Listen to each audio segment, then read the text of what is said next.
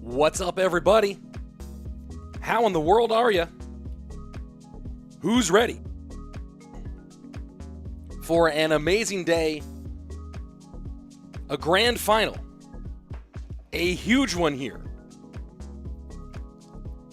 Points and money on the line for the Calalas Cup, Day 3.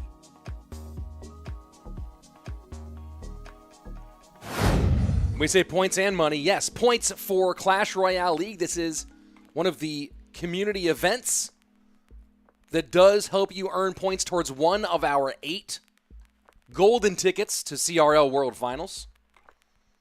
And, of course, 15,000 euros on the line with 7.5K going to our first place player. And we are going to have a great one today, folks. Especially because we have a special guest on the line. Joining me today on the cast, none other than Molten, longtime, very successful World Championship coach, Jebas. Jebas, hey man, I was very excited that you reached out and happy to have you here on the stream today. Hey Rich, how are you doing? I hope everyone is having a nice day. And yeah, I messaged you because I really like to do this, so hopefully it's a good one for everyone. It should be a whole lot of fun, and we've got a whole lot of really great matches, including our first match of the day, Lucas and Alay coming here in just one moment. Let me go ahead and grab the schedule for the day so I can share that with everybody. I can tell you guys what matches we have and in what order. It's going to be a whole lot of fun. Let me go ahead and grab that right now. Where are you? Schedule. Boom. Schedule for the day. We start off with Alay versus Lucas. Then we'll go into Furk and Ian, Ta and Tourist, then EGW and Riley. Now let's go ahead and kick things off right now with our first match of the day, Lucas and Alay. And this is our lower bracket matchup. Remember, we have 4 players currently in the lower bracket, Alay, Lucas, Furkin, and Ian, so a match loss here means you are done, out of the tournament. A win here puts you in the top 6. And of course, top 4 is where that prize pool begins to jump up a little bit. And Jebas, this has been an interesting tournament so far. Obviously, the meta is influenced heavily by Dagger Duchess. But we have seen, of course, a little mixture of not just the big beefy stuff, but the occasional success with different cycle decks. We've seen more pigs than hog, obviously, a little bit of miner here and there. And of course, of all the cycle that's working the most, drill has been very popular. As you can see here right now, Ale decided to go for the easiest deck and most successful deck in the meta, which is Giant Lighting in this case. And I think Lucas came prepared. He's working with Alan, and they have a Mighty Miner on their drill deck. Ale doesn't have a really good way to kill the Mighty Miner besides Lightning, so I think this one should be very interesting to see. And the berry, as many people call it, come out with. Rich, who you on the call with? Can't understand the voice. Yes, I'm in call with Jebas, longtime Clash Royale coach. And someone did ask, how is he coach? Who does he coach for and his players in the tournament? I think that a lot of your players, I think you had 1 player in the tournament, and then did some of your guys sit out too? Yeah, I'm coaching Adriel, Pedro, and Clown this year. Adriel lost yesterday, and the other 2 didn't qualify, unfortunately. So today I'm just a spectator. Of course, it's a little easy to be a spectator when you have got at least 1 world championship under your belt already. As you can see, Rich, the Mighty Miner Poison are just decimating the pushes. This is a good double giant by Ale, but Evil Tesla will probably bail Lucas out on defense. It does feel like, I mean, we are getting deeper into the Evos overall here, Jebas. They've expanded dramatically. And it feels like Evo Tesla in this meta might be the most impactful, not just because of it being a powerful Evo overall, but for how much it's killed most of the other buildings except the occasional Inferno Tower for matchup. Yeah, the best Evos right now are Bomber, Zep, and Tesla. Tesla the best one on defense, Bomber the best one on offense. Zep can do a bit of both, the defense and offense. And it's like you said, with Evo Zep open, you can't really play Inferno, so Tesla will always be the first building in your mind. 90 seconds left, 24-74 on the right-hand side. Lead currently is for Alay. Lucas trying to find ways to shut this one down. Ice Spirit does not get caught by those arrows, but with under a minute and a half left, the lead for Alay is looking pretty devastating. What does Lucas need to do to get back these last few points here? I think he needed more damage in single, if I'm gonna be honest, because in double, triple, you start doing the giant pushes. With the thing about this tower is the tower will be active for, I don't know, 5-8 seconds. I'm not sure the duration, and then he just starts spamming troops, and you need to overcommit a lot on those troops. So Lucas, instead of going on offense, he's going defense all the time. So the giant will always chip him little by little. That's why in single he had to do more damage. And I'm working on trying to calibrate some of the audio stuff here, folks. So I will continue to tweak it here until we get a good balance. And with 25 seconds left, it's interesting, Jeb, as we talk about drill stuff. Drill NATO with either old school Magic Archer or now with an Evo Bomber. That's kind of the only way once you start getting behind on damage. It allowed drill decks to recover dramatically, but we're seeing so many players playing non-NATO drill decks as of late. There's a drill NATO deck on ladder which is really solid. Maybe people don't play it here because of certain matchups. For example, against P.E.K.K.A. Lightning, it's it's not really the best, and I don't know, there's more matchups, and maybe just because of you burn a lot of cards. That's why people select other types of drills, maybe. And that's one here, of the... as you saw, Alay just had Bomber, he had Bowler, so he just chipped the whole game. Lucas needed to be more aggressive in single. I actually thought he could win this one, but yeah, he wasn't aggressive enough in single. And Yogesh Joshi saying, am I checking the YouTube chat? Yes, I am on occasion checking the YouTube chat. I have a co-commentator here today, so a little bit more focused on all the things happening. But I have 2 YouTube chats open, the game, production, my co-commentator. So if I miss your comment or don't respond to it quickly enough, don't worry, I see you.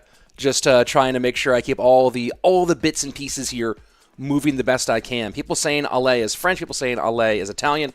No, I believe he's Argentinian, isn't he? Exactly. I think he has Italian roots, but he's from Argentina. Exactly. There you go. Is Ian and Riley going to play again today? It's possible they could end up matched up with each other, but it's only possible, not for sure. So, you know what? Let me go ahead. I see that a lot of people on the vertical stream. By the way, folks, we are in both vertical and horizontal today. Both of those are happening today. So here are the links for both of them, depending on which one you want to try out. Let me go ahead and kill that one here, vertical stream. Hold on, folks. I see people in the vertical stream, though, asking who am I co-commentating with? And I know I'm going to answer this question about 24 times today, as it is with many of the questions that get asked here on these Clash Royale streams. But I am co-commentating today with longtime, top-tier Clash Royale coach, Jebas. And let me go ahead and just get that centered so it looks nice and pretty. And where are you? Centering button. Center horizontally. Boom. There you go. So when we're here on this screen, you guys can see who my co-caster is. And, I should probably take that up a little bit a ways from my head. Game number 2 about to start. Here we go. Jumping into game number 2. I expect Lucas to bring out a Beaton deck or a Queen deck, since no Lightning. Arrows Bomber are out from Alay. Those are huge because those impact a lot the Beaton matchups. And from Alay's side, I could see a Hog, I could see an RG, but let's see. Lucas Have you going. found that deck picking in games 2 and game 3 has gotten more difficult because of the introduction of all of these different evolutions? It is, it is, it is. With more evils, there's more options available. There's more deck picks, like go-to deck picks. For example, they play a deck, you can go this, that, other. So you really need to study the meta a lot. Sometimes for me, when I'm, for example, coaching in a live match, I need to write down all the evils out, our evils, their cards, their spells, just to really address and see exactly what we can play and what they can bring. It's I think this is one of the hardest metas I've coached in. I have a lot of footage from World Finals. I haven't put it together yet because of time, but you'll remember. These people watching don't know, but I spent some time at your coaches' table during Worlds watching you guys go through your sheets and your plans and things like that. So I've personally seen the depth that you guys go to, especially for preparing a player to play on stage where a coach is not as able to readily help them in the moment. Yeah, Lucas decides here to go with recruits, which is really good because Ale doesn't have a bomber, so it's RG from Lucas and probably RG from Ale. Ale has been laying down on the RG a lot. As you see, Rich lightning out, he goes Queen, pretty pretty normal pick, as you can see by Lucas, because it's insanely solid. Ale playing one of the best cards in the meta right now, Giant Skeleton, because this tower, you have 8 shots, and when the 8 shots are out, the Giant Skeleton just tanks for everything. We see a Mega Minion, because he doesn't have Phoenix. Really interesting pick from Ale. And you hear a lot of that, folks. You can hear Jeba's talking about, we see this because he doesn't have that. And when you talk about preparing for a dual mode matchup, there are a lot of these if this, then that type of situations where you go into game 2 and game 3. So you hear Mega Minion because Lucas doesn't have Phoenix, Queen because Alay doesn't have Lightning. And that's, if you're talking about dual mode 101, you're talking to my teacher right here, Jebas and I, speaking a lot over the course of the last couple of years about these sort of very simple but very direct choices to help inform you in deck building as you go on deeper and deeper. And speaking of going deeper and deeper, here we go into sudden death overtime with a slight lead for Lucas, 24-57 on that bottom right-hand tower, 400 and around 400 behind is that Alay damage on the left-hand tower, and Lucas about to add a bit more to that with the Evo RG. And he has the King Tower activated, so all he needs is recruits to defend the Giant Skeleton and a Fisherman to pull the Goblin Giant middle, and all the towers will engage on the Goblin Giant. So I don't see Ale doing a lot of damage here. This was actually a very good deck pick, I think, from Lucas, because I've been watching Ale. I studied all the players on this bracket, and Ale loves the Giant Skeleton. So if they cover that, that's a very smart pick. And as you can see, the Queen is just killing everything. Recruits just shut down the Goblin Giant. And how impactful is that damage from the Rage spell able to clear off the Evo Skeletons, who you saw Alay going in, 7 elixir left-hand side, able to get very little from it, although does shorten the gap here, and with this Goblin Giant beat-down monstrosity, you are able to push through and get some good damage in the right moment. We'll see if that moment comes for the Argentinian. He played Evo Zap, he just played another Zap, so he's still a bit off his Evo Zap.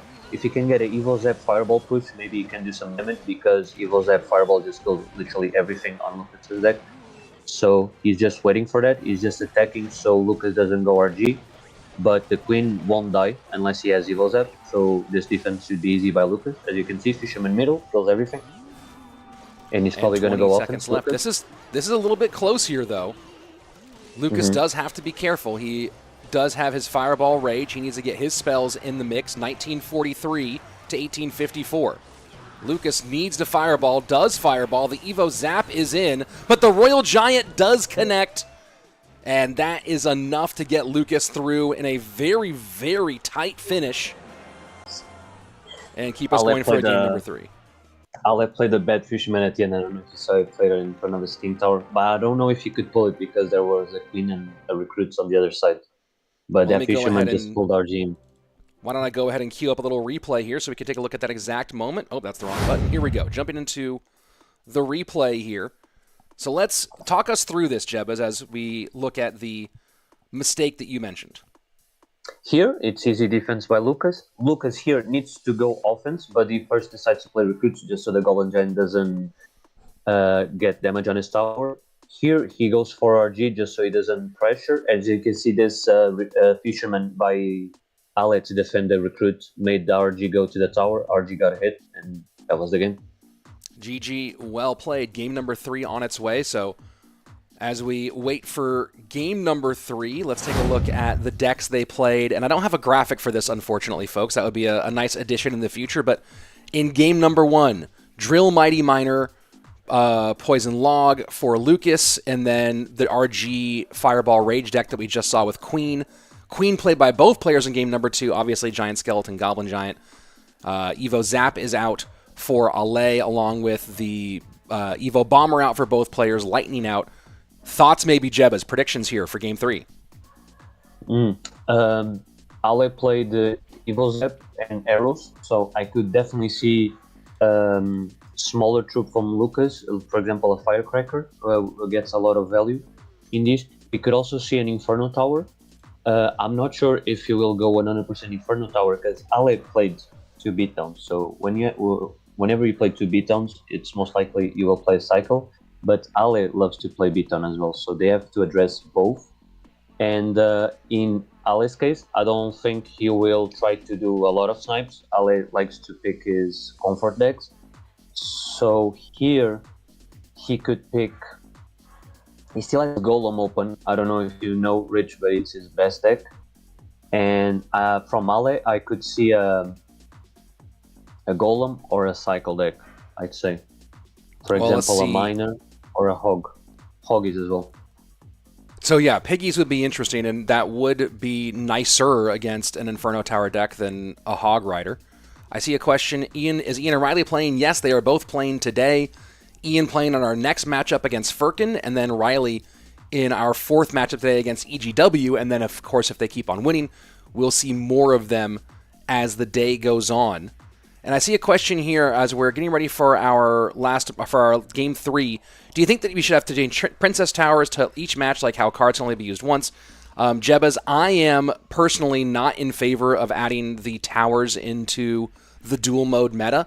I had the idea that maybe each month should be the competitive scene should be restricted actually to one tower troop in order to create a stable meta for that month. I don't know what your thoughts are on the tower troops and how they integrate into dual mode.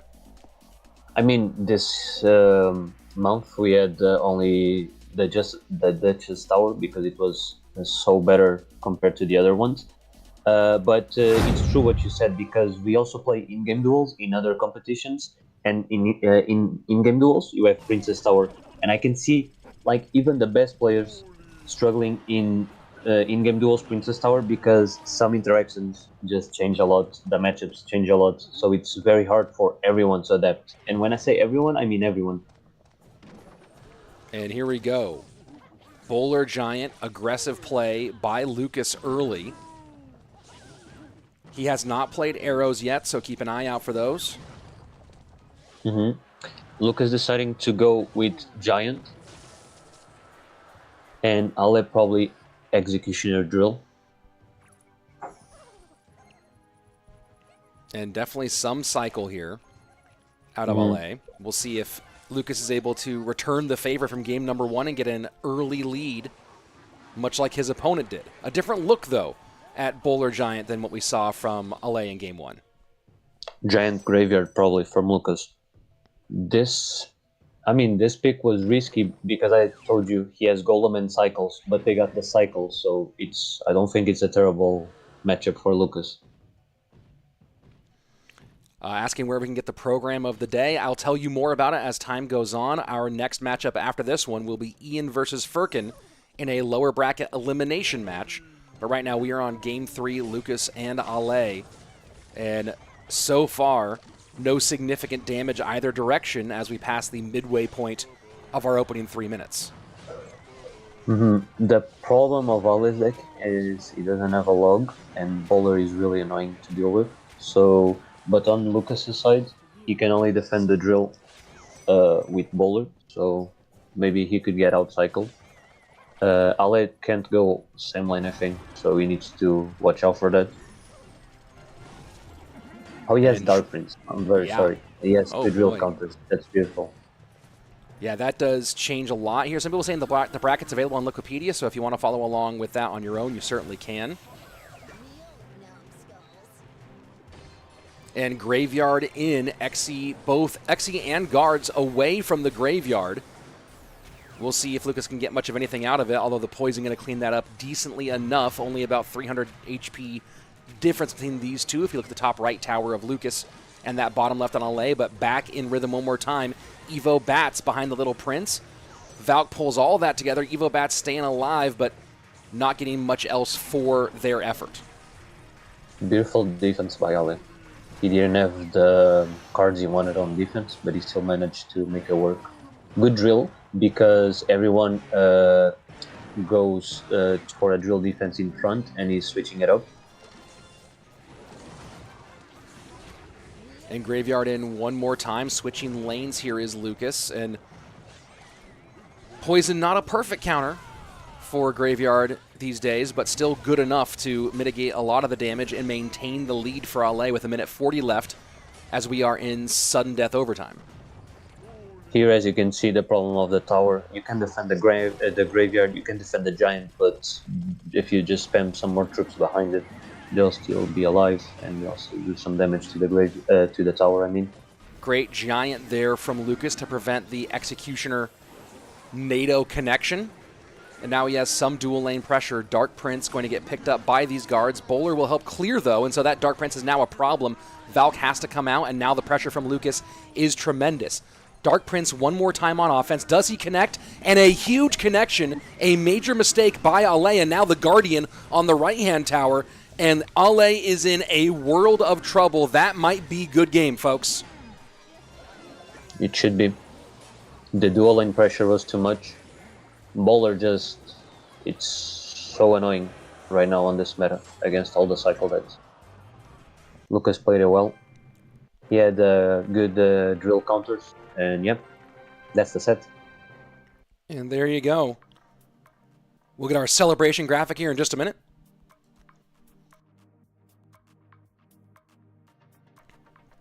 And congratulations, Lucas. Alay out in our top 8. We'll leave with $500 or 500 euros total, but not going to be able to get more than that as his journey here in the Calalas Cup ends on day number 3 with his opening matchup. And coming up next, folks, it's going to be Furin and Ian. Let's look one more time at our prize pool here. As you can see, top 4 is where you start to really increase that money quite a bit. All of these players trying to fight their way towards that 7,500 euros. But for the moment, the big first jump is getting into that top 4 and get yourself just a bit more cash. And of course, points towards the CRL World Finals community golden ticket, one of our 8 trips to World Finals. I see a question here. Rich, can you explain what top 1 means? I keep seeing it, but I don't understand it. You know, I don't know if this is a syntax thing, but long story boring, it means getting first place on ranked, first place rank on Path of Legends.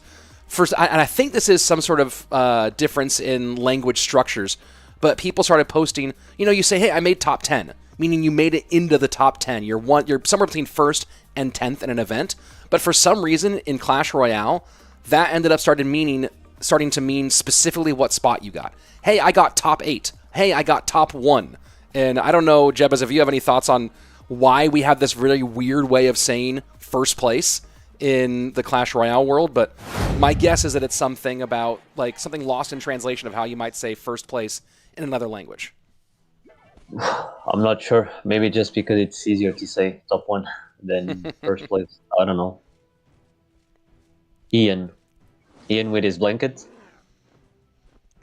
And I'm sure a lot of the Furin fans here will be very excited to see COK or COK. You know what? Hey, now that you're here in the chat, is it COK, Siok? What? How do I actually say your name? Very popular Turkish content creator. Can you give it to me phonetically? Because I have never actually heard it said out loud. Ian picking P.E.K.K.A. He has played a lot of P.E.K.K.A. game 1. It's probably a very safe pick from him. And Furkan playing RG Tesla game 1. This deck pick, I actually made it against Ian in groups. It was solid back then, but now with all the P.E.K.K.A.s and Giants, I don't think it's the best deck to open with. And this P.E.K.K.A. should punish him, because P.E.K.K.A. I mean, you have P.E.K.K.A., you have Little Prince to defend RG, you have Lightning to kill everything, but it's Furkan with RG, so it should be a close one either way. And folks, I will, once they show me the bracket, I will show it to you, probably happen after this match is over. And we'll take a look at all of that when we have the opportunity. And I do see, we've seen quite a bit of P.E.K.K.A. and with varying success here in this tournament so far. You do it correct. Siok saying, is it, hold on, but I say two things. I say Siok or C-O-K. Is it Siok or C-O-K? I don't know. I think it's C-O-K, because That's you say C-O-K. So, yeah, P.E.K.K.A. yeah, go ahead. The problem of this meta is that if you change 1 or 2 cards on the deck, you go from having matchup to being a really bad matchup, you know? So that's the problem of P.E.K.K.A, because P.E.K.K.A is normally played to snipe some cycles, but as I said, some cycles, and some, for example, Giant decks. But for example, Giant now has a bowler, which can beat P.E.K.K.A, it has matchup against P.E.K.K.A, and some cycles can also beat it, so it really depends on what you're expecting. Here, for example, P.E.K.K.A should destroy the Monk with all the breach spam. As you can see, he's overwhelming Furkan. And that is a absolute hot knife through butter here in game number 1. And Furkan will have to regroup here, as the man often called the best RG player in the world, especially by his fans, runs into a bit of trouble here in game number 1. Really solid deck pick from Ian. I mean, Ian has been playing a lot of P.E.K.K.A. I'm not sure what Furkan's coach was expecting. Probably cycle. His coach is Game C Saver. I don't know if you know him. He was Sosa's coach last year. So I don't agree with the deck pick game 1, but I'm not sure what they were expecting. Right now, he doesn't have Monk, and he doesn't have Tesla, and he doesn't have Ghost. So we could definitely see a cycle from Ian. They really need to go for that cycle snipe. They still have arrows and bomber open. So we could definitely see a lava. We could definitely see a giant lightning. So I think Ian will also prepare for that. We could also see a mighty miner here from Ian.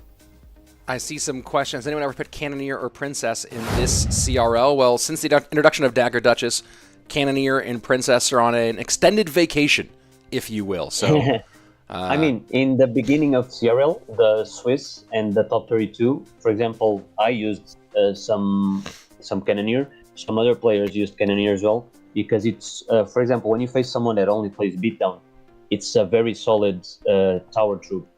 But with time going by, we saw that the HP difference between Duchess and Cannoneer was too big, so it's better to just play Duchess, and if you want to snipe beatdown, you just put 1 more card for beatdown, for example. So here we go, game 2, Ian with the advantage.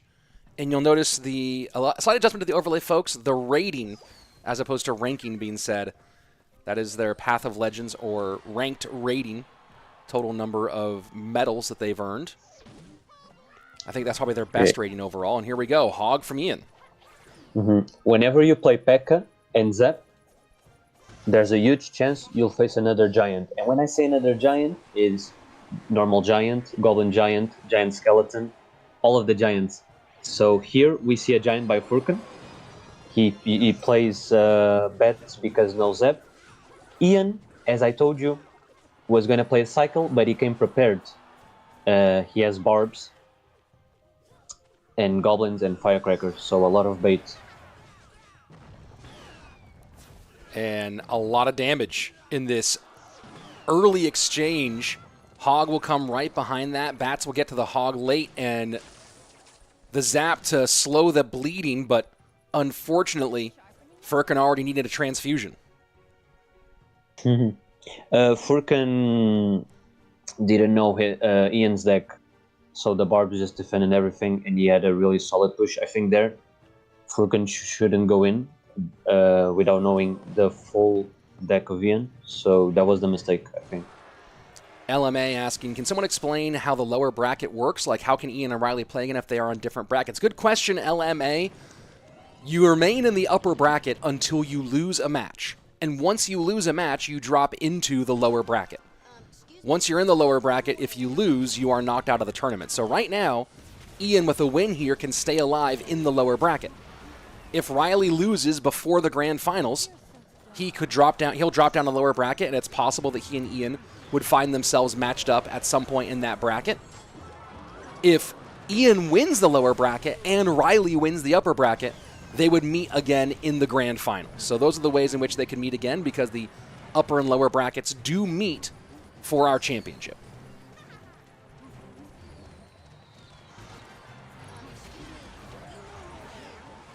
And Barbs once again just devastating any attempt at a push out of Furkan, and I think he's resigned to his fate at this point, Jebus. Yeah, I really like the Inferno too, because you have a lot of baity troops. So if he decides to go for a Zap on the Inferno, that's not a problem. You have Barbs, you have Firecracker, you have Goblins to deal with it. He has Poison because of a potential Night Witch or Graveyard. And yeah, that's game for Ian. Ian just played it beautiful in single, and after that, it's Ian with Hog. What else can you expect? Yeah, Ian with Hog and a bunch of snipe cards to directly smash your deck. I mean, you put those two things together, your best archetype, your best win condition overall, and combine that with a phenomenal snipe, and you're going to get a win here and there. And yeah, CLK, you can really see they addressed the Giant, and they also had a nice Golem to kite defend troops. And a shout out to COK. Happy to have all the Turkish fans here out supporting Furkan. And yeah, COK, hopefully to see you at World Finals too. That would be super fun. And Smurfblade, who often is giving really good information in the chat. Ian, low-key lucky. Furkan didn't use Drill Poison. Then he could have saved Giant GY for Game 3, but it's easy to say that now with hindsight. Yes, that is in hindsight. Let's take a look at the bracket now. This is the upper bracket, which we're going to jump into here in our next matches. Ta, Tourist, EGW, and Riley. All four of those players have no losses yet, so all of them can lose a match and still stay alive in this competition. Those are the players in the upper bracket. Of course, winning that will guarantee you a spot in the top 3 for this tournament overall. And you see the journey that Riley's gone on so far, beating Ian on day number 1, a nice win over Lord Seb to get himself here, where he'll face EGW, who already took out Lucas and Akaza. Ta with a couple of good outs against Alay and Samuel Basoto, and Tourist with wins over Dominic, Adriel, and now for his hopes, a win over his next opponent. Let's take a look at the lower bracket here. We did just eliminate Alay and Furkan. Ian and Lucas both staying alive. They are still in the lower bracket though, folks, so if they lose, they are out. They'll await the losers of our upcoming upper bracket matchups. You see those empty spaces next to them, so they will find out their opponents in just a little bit. The winner of those two matches, of course, will go play in lower bracket round 5, the lower bracket semifinal, and then the winner of that will go on to the lower bracket final, where they will play a game against one of the top 2 players from the upper bracket. That game will be to decide who goes and challenges the upper bracket champion for our overall top prize of 7,500 euros, and of course, the most points for this event. Rich, Lucas will face the loser of Tourist. Ian will face the loser of EGW, Riley. And I see some questions. I see someone saying on the vertical stream, why is the stream cutting out? Stream health looks perfect to me. I have not seen any problems on my end. So let me know if there are problems happening for somebody else. Oh, and here we go. We are jumping right into it. Ta and Tourist, game number 1. They went right for it. Mm-hmm. Um, since I'm just spectating now, my prediction is for Ta to win. He's been practicing so hard. He's also a part of my team, so I wish him the best. We can see Rich. Let me talk here. He's playing drill. He knows he's playing giant. He goes very aggressive in single, but it doesn't pay out for him. So he's already almost one tower down. Yeah, he knows he needs to get that damage early, and unfortunately, when you let a giant and little prince get on your tower, that's gonna be a problem. And we see the problem fully coming to fruition. Tourist has been a really interesting character in Clash Royale for a little while, and not a name that you heard in competitive circles very much before recently, but he really has suddenly stepped out of being, a ladder semi-pro player into being kind of a threat here amongst the pro ranks. He's been practicing a lot. I practice with him quite often, and when you practice so many hours, you'll eventually get good. So when I say good, like at a pro level, right? And I think that's what Tourist is right now. He's playing very solid. He's picking very solid decks he's comfortable with, and it's just working. It's just clicking everything. Here you see he goes with the giant. Why not? It's one of the best decks in the meta. Ta decides to go for a drill, one of the best decks in the meta, but he's facing one of the counters of drill. I think Ta here should have addressed giant snipe possibly game one, so I'm not really sure what the game plan was. You can see Tourist has a lot of defense for drill. And the defense so far working out phenomenally. 21 seconds left. He is trying to hold on here. He should be able to. And I don't think can Ta get back to one more drill in time? He's trying to do his best. I think he can, but Tourist is just going to go offense.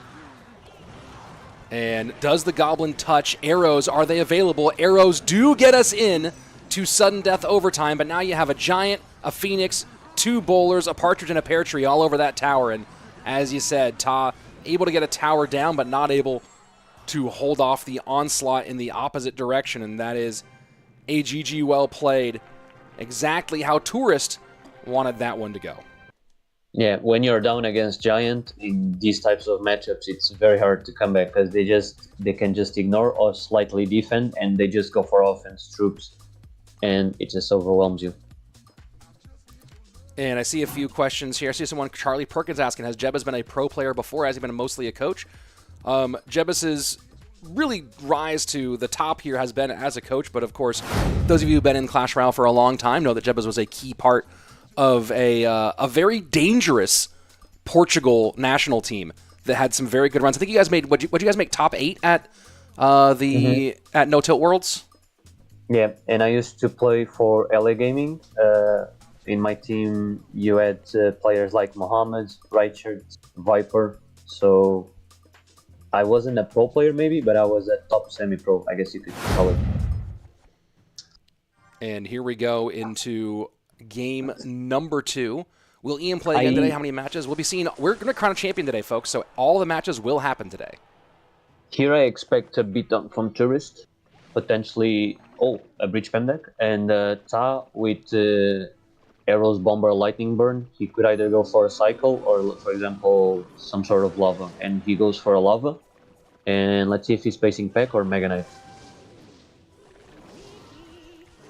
And Ghost going to go all the way in, and just choosing to ignore the Ghost and double down right at the bridge here. Poison will clean up the pups. You can ignore the Ghost. It only gets one shot on your tower when it's fully loaded. Tourist might be playing Drill as well. Some type of Drill Breach Pem. And Michael Schofield asking, why wouldn't drill players touch up the drill placements? Well, Jebuz, let's talk about that. How many viable drill placements really are there in this game? You have the front, you have the, in this case, right side. If you're playing from the right, if you're playing on the left, you have the right side, the left side, pardon. And sometimes you can go on the back if they have no really good counter in hand. So it just comes down to what they have in hand and what you'll feel like will be the best drill placement. when you're being too predictable in front, they'll just preemptively play it in front. So I feel like the front and the right will be the best ones. Just change it up. And you saw the attempt there, great timing of Tourist to go to the back with that drill to pull the Valk out of the way. Of course, very easy counter there with the guards. Mm-hmm. The idea there was for the Breach Pam troops to connect on tower, but Ta had the Guardian cycle, so that didn't happen. Fireball, the Evo zaps both directions, not going to be enough to get damage from that balloon, but still the lead for Ta is significant, about 1,000 HP if you look top right to bottom left. Smurfblade saying, one niche drill placement I've seen is the very far corner of the map, so the slow travel time lets you get back to a second drill very shortly after the first one arrives. We haven't seen that one, I think, yet in this competition. And Ta lavas up once more with 28 seconds left. Good damage by Tourist. Now, Jebba's, a lot of the conventional wisdom of playing against lava has been to play same lane, and we are starting to see that same lane play here finally out of Tourist after some opposite lane attempts. Mm-hmm. It's working out for him because he also has Poison, Green, and Tesla Zap, so he has a really solid defense. So I only got all that damage because I think he kind of knew he was facing a Breach Spam deck, so he went for a smart lava in single.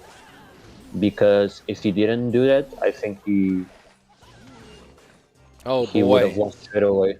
And just the continued tankage happening there, and Tourist gets a fairly easy 1-2 win over Ta in this game. As you see, the Rich drill on the back was really impactful because he has Breach Fan troops, so it's really hard to defend the back and the front. That was really smart. You need to address two sides at the same time. Let's go look at exactly what Jebas is talking about. Here comes that replay.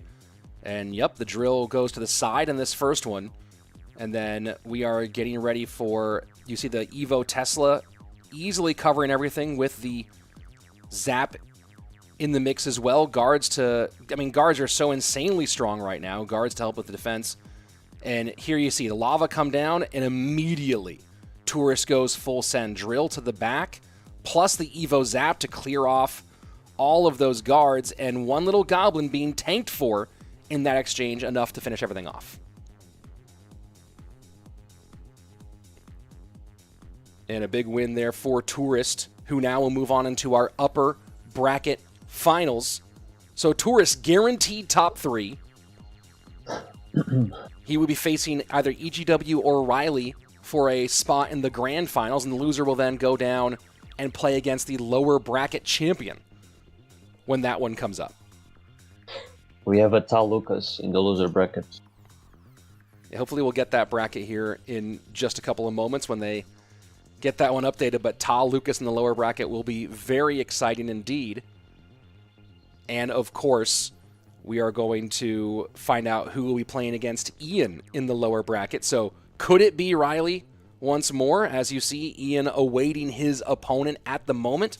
Will Ian and Riley meet very early here, or will Riley get the win over EGW and force Ian to keep winning if he wants a shot at his friend, at his frenemy, if you will? I do see some people saying I don't think Russians are allowed to compete. Tourist is currently living in Turkey, I believe. So I know a lot he's living in, I'm not sure how you say it, Kazakhstan? Kazakhstan, yeah. There you go. Yeah, he's living there with Igor. They both moved there to play CRL and I think study. So, yeah. Oz Ozone saying Ian and Riley in the finals would be a movie. Yeah, it would be, definitely would be exciting for a lot of the viewers here who are big fans of both of those players. I'd be excited. I'd be very surprised if EGW has a coach with the decks that he uses. Actually, you'd be a good person to ask, Jebas. Is that the case? Does he work with anybody, or it seems like his deck picks have been a little less insane here in this competition than we're used to. In groups, his deck picks were wild, I guess you could call him. But now he has a coach. He's working with Thunderstruck. You all probably know him. Yep. So his deck picks are being more normalized. and he's just playing as comfort, but meta comfort. So we And should it's be working getting, out, so and they're just getting everything ready for our next matchup here in just one moment. So we'll be having Riley versus EGW in a couple of minutes. And this is a big one, folks, because the winner is guaranteed top 2. Both these guys, or the winner's guaranteed top 3, I mean. So this match, at a minimum, means you get 1,500 euros, 1,500 euros. But 2 losses back-to-back could end up taking you down to 500. So this is potentially a big swing of a matchup for both of these players. Jin Yang asking, Rich, how do you find these coaches on YouTube or what? Like, how does one find these coaches? I know these coaches. I know Jebas from being in the scene for a long time. He's been coaching some of the top players, so we've talked a lot over the years. He's been a guest on this channel a number of times as well. So he's been also a coach for, again, a world champion coach. Top tier. And let's go ahead and jump into it, folks. Riley and EGW, game 1. evil skeletons. We usually don't see those. EGW probably playing, for example, could be an RG deck. Riley playing a drill deck, most likely. Shivam Mishra asking, can you ask CoCaster why Mo losing these days? Mo just won the CRL warm-up tournament and the first CRL monthly final. So, I mean, is there more variability with... I think we've talked about this quite a lot. There's way more variability with these EVOs. They change things a bunch. But also, it's hard to say Mo losing a bunch these days when he just won the first 2 major tournaments of the year. Yeah, I mean, he lost... most matchups were very bad. Adriel also lost yesterday. The matchups were pretty bad. I mean, sometimes it's out of the player's control. It's just how the meta is, how the matchups function. So it's not that he's bad, he's washed. It's just sometimes it happens. You know, you can have one bad day. Interesting deck pick, game 1 by EGW. Yeah, Hog Giant Skeleton. As you can see here, Rich, the only defense EGW has for a drill is probably Bomb Tower and maybe a Time Long because it counters with this tower. So we will sometimes go for the side so we can place the Bomb Tower. Bomb Tower is a weird... I mean, we don't see a whole lot of Bomb Tower right now. Mm-hmm. Not exactly sure why they went Bomb Tower game 1.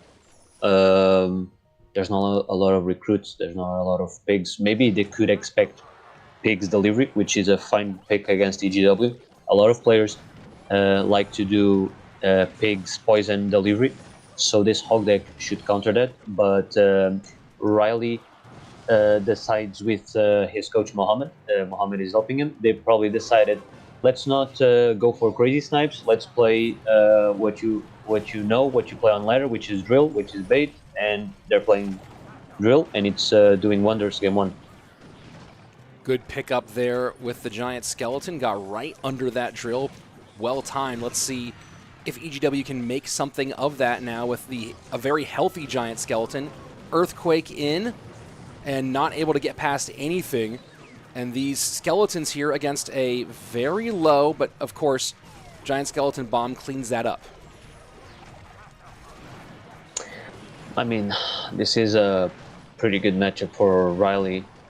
So he's just gonna spam some drills, spam some Teslas. If he needs a poison on defense for a giant skeleton push, he will do it. EGW doesn't have a champion, so it's very hard to outcycle Riley's deck. So yeah, it will be a boring one, I think, in my opinion, from now on. Well, let's see if Riley can keep things boring for his multitude of fans in the chat. Good bomb towers to defend spam at the bridge, but drill... Oh, he actually defended drill. That was a good defense. And drill has to come out on defense now. Can EGW get back around one more time, trying to outcycle the double building effect? And just not enough there. And, you know, one of the hard parts about this... Well, they're not two problems, right? Not only do you have the no champion to get that 3-card cycle to get past the double, try to have any chance to get past this double building situation. But the only really good tank you have to absorb all those dagger shots is 6 Elixir, right? It's really hard for EGW to take advantage of those moments. He has to have Hog at the ready.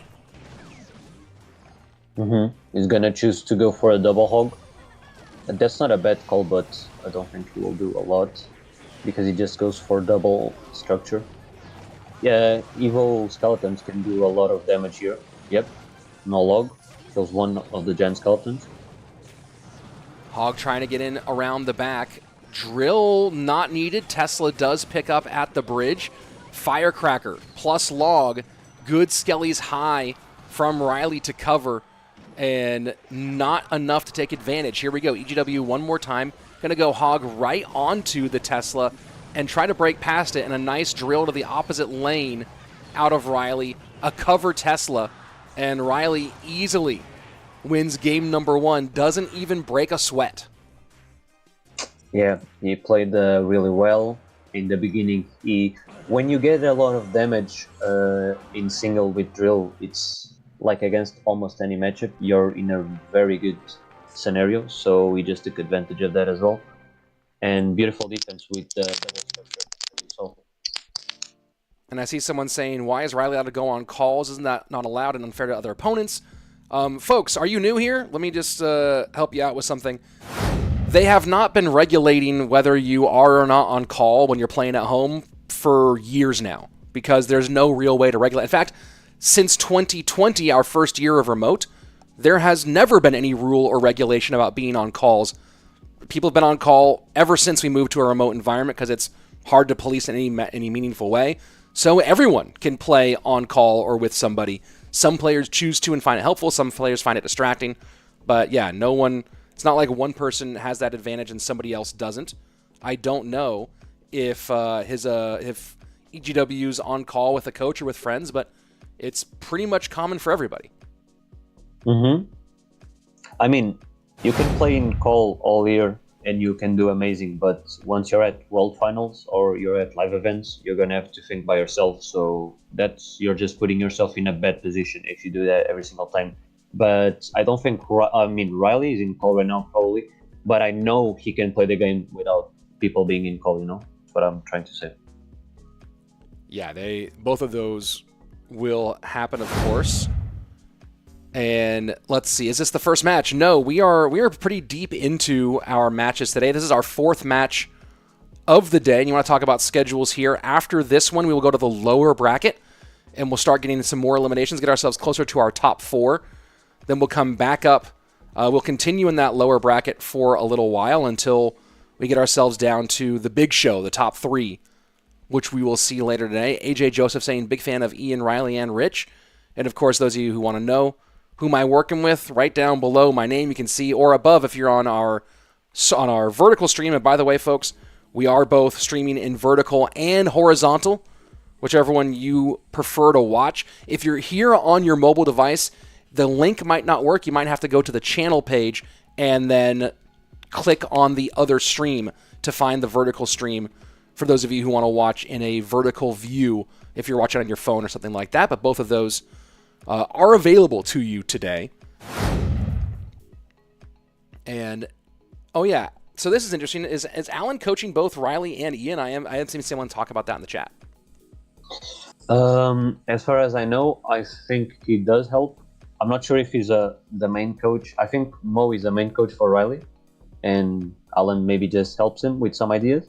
But for Ian, he's the main coach. So I'm not sure what will happen if they both play against each other. Well, we will see what happens when they get there. You said Mo is the main coach for Riley? Yeah. They've been practicing a lot. I actually practiced sometimes with them, against them.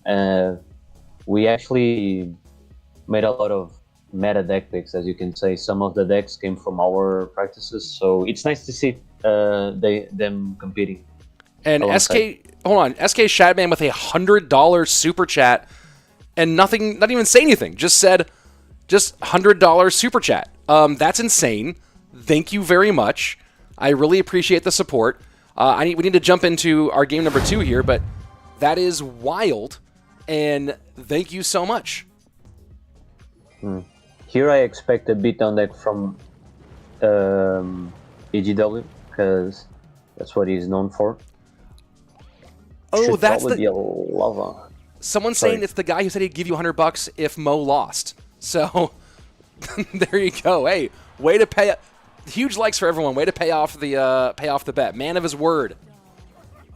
Let's go. Oh, I mean, this deck pick is solid from Riley. Him and Mo like to snipe beatdowns with Firecracker Inferno and maybe a Poison. And I mean, EGW just played a cycle deck. You don't think EGW will play 2 cycles in a row. So they just opt to go for a really good deck against beatdown that is really bad against cycle. And I think they got a fairly good matchup. EGW playing RG. RG Zappies. I feel like I have not seen Zappies once this tournament. Me neither. They don't do well against, for example, Bomber and Evo Tesla decks. Well, we did, of course, just see Bomber and Evo Tesla here a minute ago, so... Or Tesla, not even Evo Tesla, right? So... Yeah, but when Tesla is out, Evo Tesla. So Yeah. But the point is that Tesla and Bomber are both out, so that certainly does help the Zappies tremendously. no Inferno Tower, okay. They opt not to go with Inferno Tower because Evo Zap is open. That's something you see a lot. But you still have Queen. Queen will do an amazing job defending everything. And Evo Valkyrie counters RG pretty nicely. And 20 Cent saying Allen won't help Ian and Riley when they face each other. Well, that's good coaching policy. And here we go. Evo Valk in front of the Evo Firecracker. Hog will get on. Snowball there. Slows down the tower a little bit. And helps get a lot of damage for Riley.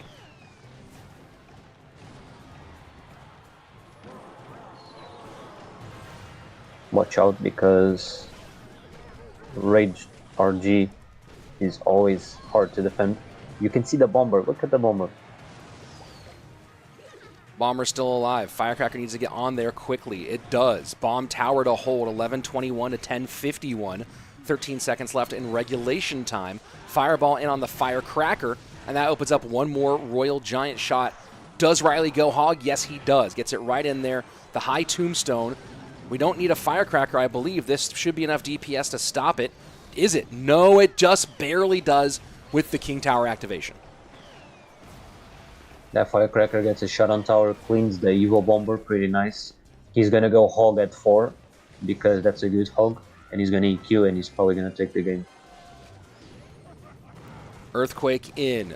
Firecracker, Fisherman goes to pull, holding on, 243. Firecracker tries to get some splash on tower and does. 179 left. And now last gasp attempt from EGW. EQ Snowball does it. Let's see if he gets it in time. He does. And EQ will finish things off. That is a 2-game win for Riley, who now will find himself in the upper bracket final. Guaranteed top 3 here in this competition. Yeah, I mean, he had a lot of tools. It was only close because of the king of the tower, honestly, because RG gets a lot of shots when the tower is not loaded. But still, he managed to pull through on defense, and he still won the game.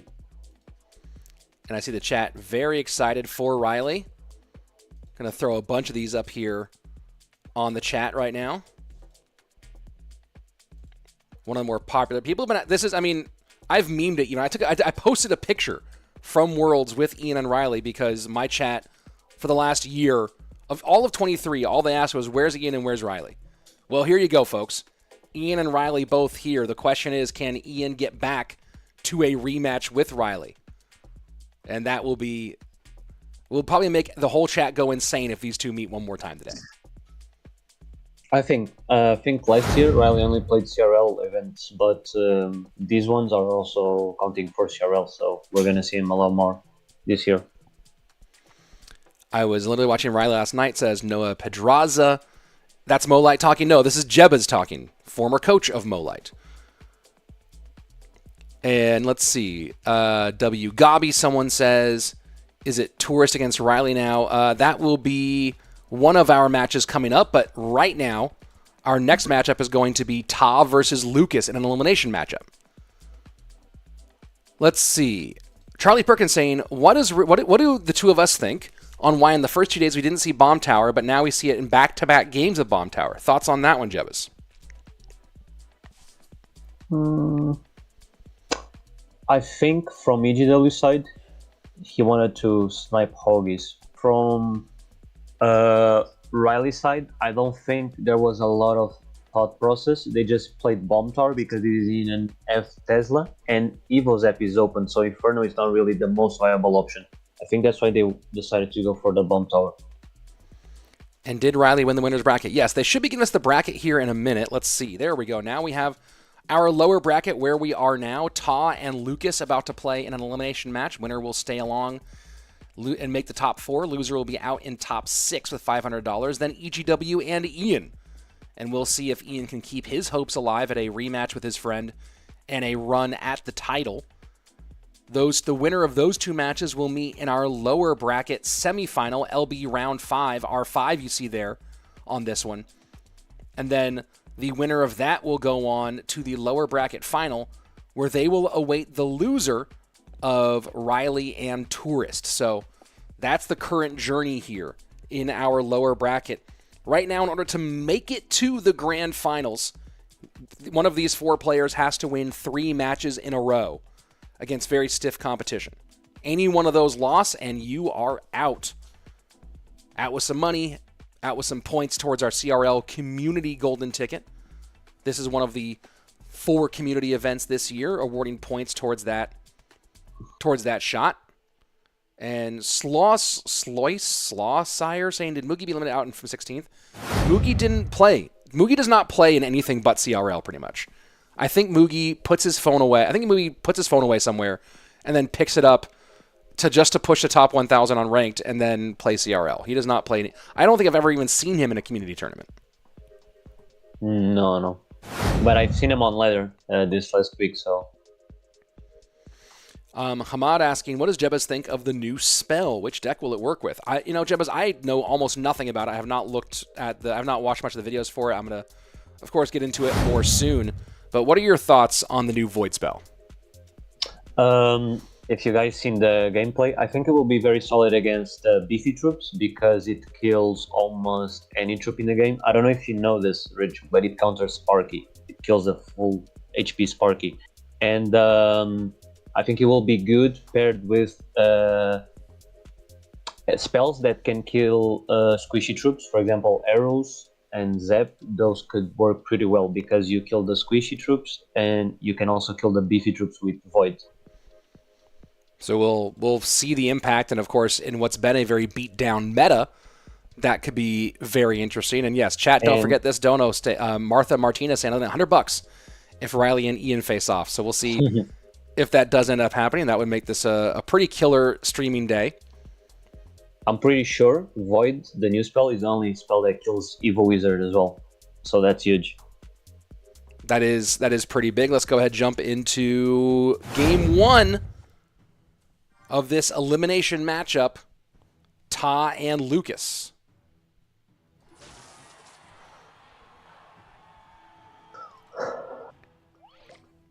And looking back at Ta's previous matchup, he did separate Evo Zap and Bomber, so not running the same combinations over and over again.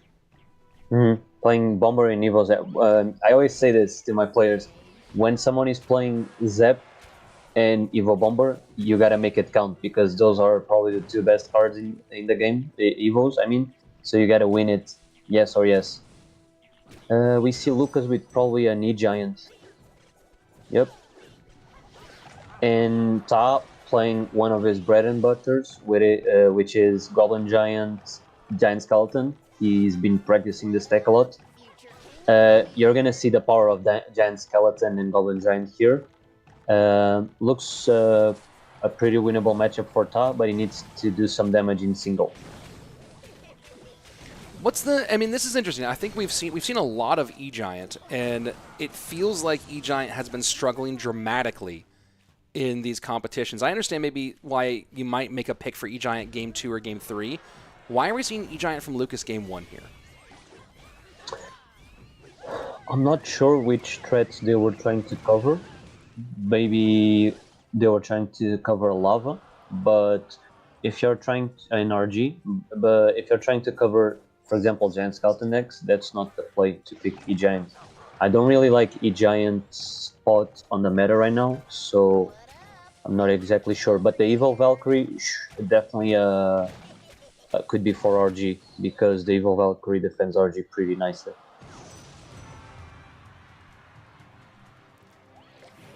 And Lucas setting up Electro Giant one more time in the back corner just as we go into double elixir time. And 6 dropped into the lane, now 9 dropped into the lane to contend with the Electro Giant and separate it from those support troops behind the Goblin. Ta's Evo Bomber will be very solid on this matchup, as Lucas doesn't have a Barbaro to clean it up. Ta's last card is Lightning. He's not playing it yet. And Ta trying to get himself back to the Fisherman here for the King Tower pull, and there it goes. But a nice NATO to stop that from Lucas, and this is going to be a ton of damage coming in as Lightning gets the little Prince off, and now the Phoenix connects, and that is a huge exchange for Lucas as we enter sudden death. So far, so good by Lucas, playing very solid defense. Always tanking the pushes with E-Giant. Sometimes you don't even play E-Giant to get damage, you're just playing it to be able to defend cleanly. Here, as you can see, Ta gets a free bomber damage. That's really hard for Lucas to defend. Ta needs to get on the cycle and just start going offense, because only going on defense won't do justice for him. This E-Giant was, I think, maybe bad from Lucas, because the other side is being punished by, but he still managed to defend, so maybe it wasn't the worst E-Giant in the world. Things but a little tighter now. Mm-hmm. 21:58, 20:35 in the opposite lane here to the 18:06. Lucas lead tenuous as we enter the final minute. Triple elixir about to kick in. We'll see a more aggro Ta now. Beautiful Evil Zap to And connect. Wow, a ton of damage from it as well. And Evo here we Bomber. go. He can't defend the Evo Bomber. He got 4 hits this game with Evo Bomber. I'm not sure how much damage is that, but it's a lot. And just like that, he gets the lead. Now he can just defend and cycle some lightnings. 768, 1489. Lucas has to get a breakthrough, but we're seeing some of the problem with Electro Giant here. As you know, one of the you were talking, Jebas, about some of the Electro Giant problems, and does he stop the Fisherman from getting to the E-Giant? And he does. Electro Giant has one really weird problem in the Dagger Duchess meta, is that when the Dagger Duchess is low, the damage output goes way down. I think he'll steal 1. Oh my word. And the NATO to finish things off. A very close finish and a great win here by Lucas in game number 1. Lucas won when, with this last E-Giant push, he predicted the Fisherman with the Bomber. Just that small interaction made the E-Giant go to tower, get a bit of chip, and Lightning Cycle would do the trick. And I think I have that exact replay ready to rock. Let's go ahead and let me get that queued up. And here we go. Let's take a look at exactly what Jebas is talking about. As you see here with about 38 seconds left. Is this the exchange or is no? This must be an earlier one here. This is a much earlier exchange. This is where he got a lot of damage. Was a pretty good push. I really liked how Lucas played in the beginning. He knows he can't let Ta get comfortable, so he just was trying to go E-Giants to defend while pressuring, so that was good. And he got a lot of damage here. And let's see, I think maybe this is the correct replay. You see here at the bridge, E-Giant comes down, Bomber predicts the Fisherman, exactly what you were talking about. And the Lightning to clear off the Little Prince. E-Giant gets in deep, and the Guardian, that's interesting. If that had been the other side, Jebas, if the Little Prince had been to the outside rather than inside, that Guardian might have knocked the E-Giant back into Fisherman range. Yeah, or it would have knocked him a little bit further, like back. Maybe it wasn't the greatest placement from Ta as well. But yeah, once you get the Fisherman out, you can get some damage with E-Giant. And since the game was going to end, it just needed that. People making some pretty big claims here on the... Hold on, let me pop out. People making some pretty big claims in the chat about their donation possibilities. So I'm putting receipts out here on the stream, folks. Putting out the receipts to see what happens. Let's go ahead and jump into game number 2 for Lucas and Ta. Lucas with match point.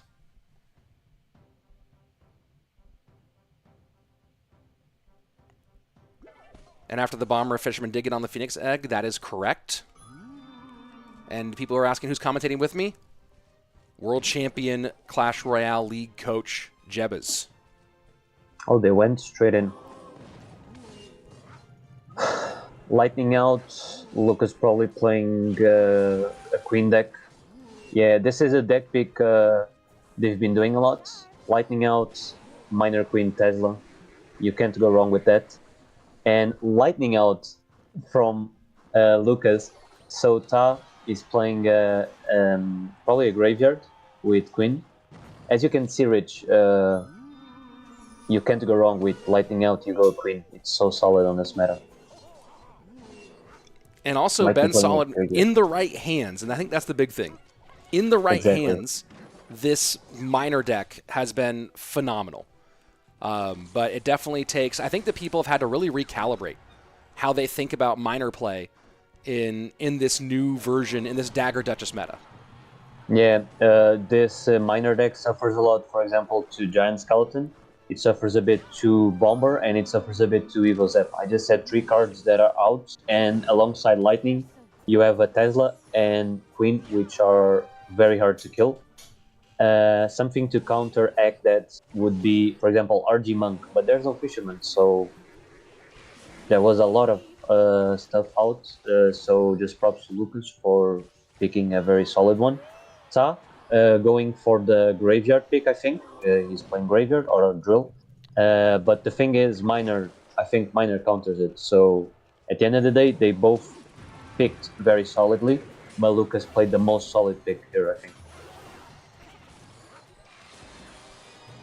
So here we go. First Graveyard in from Ta as we enter into double Elixir. Poison to work offensively against the tower, and the Archer Queen gets a nice little chunk here to open things up.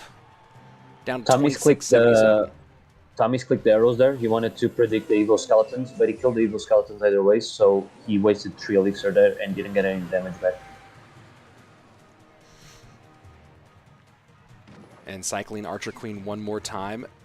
Interesting Tesla setup here from Lucas. Going to work against that Graveyard when the Skellies start popping. It defends the Graveyard and it defends the tank if he needs to, because sometimes it can be tricky for him to defend the tanks.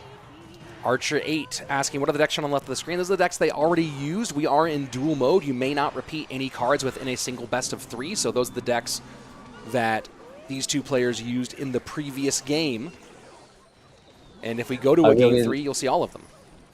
I really like this double Graveyard from Ta. He managed to get his to let his Queen stay alive, and with that he got some damage. The key here will be from both players who can defend the Queen better, get the 3-card cycle going. You can see Lucas going for the Queen on the other side, so they attack and poison it.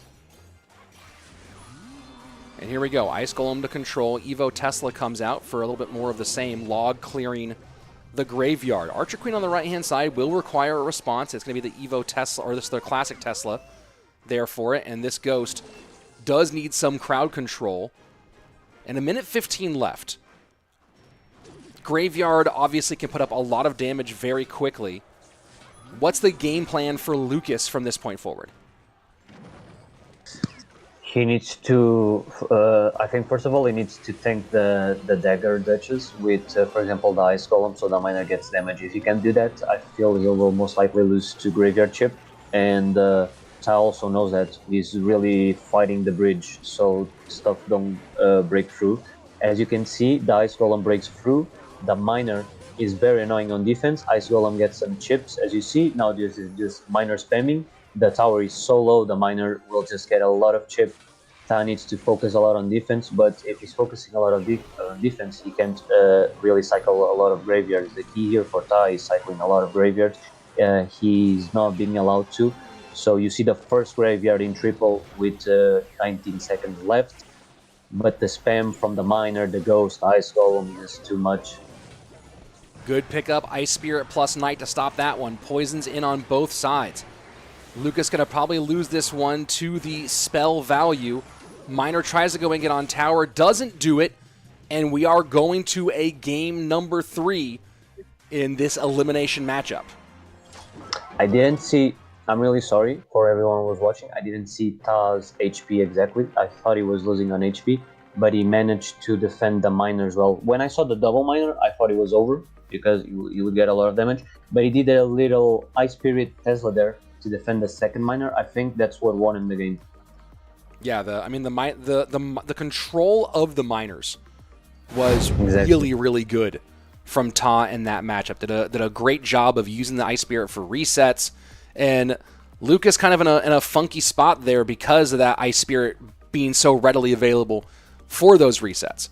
So we'll see what they have going for game number 3. Let's talk about our decks from games 1 and 2. So Ta has Lightning, Zap, Little Prince, Archer Queen, Poison, Tesla, Arrows. All of those things are out here. Lucas, on the other side of things, has Lightning gone, has NATO gone. We used Little Prince and Archer Queen as well, and then the Tesla, Log, and Poison for him. So let's start on the Lucas side. Seeing what's out on the side of Ta. Jebas, what are your thoughts on good deck picks for Lucas here? The most obvious would be RG, since he played Tesla and guards Queen. RG wouldn't be bad, but I mean, you're playing at a high level here, so I don't think RG is 100% the answer. And from Ta's side, Ta can pick, for example, Drill, because Miner goes out and E-Giant out, which are annoying. You could also go, for example, for a Golem deck, because Poison and E-Giant out. In Golem counters RG, so maybe Lucas can also go something Firecracker-ish, like something Ian did, you know? Bomber is out, Poison is out, he could definitely try those with an Inferno Tower. And I see. Yeah. Astronaut Gaming's asked a lot of times, can you ask your host what you think about the meta next season? Save that question from when we have some downtime. We're going to stay kind of dialed into the game itself here, and then we'll talk about that more a little bit later. Doc, Shane, Rich, and Jebez, why hasn't Fireball been used in any of them? We've seen a lot of Fireball today. Not really sure what you're talking about. We've seen a lot more of Lightning and Poison, but we have definitely seen Fireball today, including from Ta a little bit earlier. Poison is just a better spell to kill, for example, pumps that have not been played yet, and to kill the troops behind. And Lightning also to kill the troops behind and to break through with stuff like Giants and P.E.K.K.A.s, you know? All right, here we go. Most meta.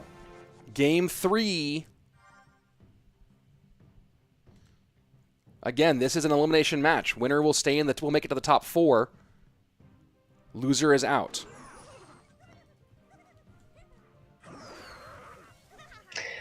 Yeah, Luke is going for a Cracker deck.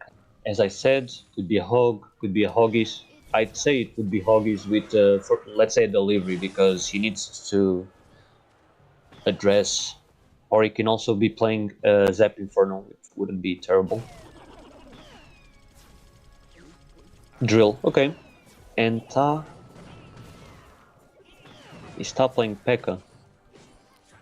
I'm not sure.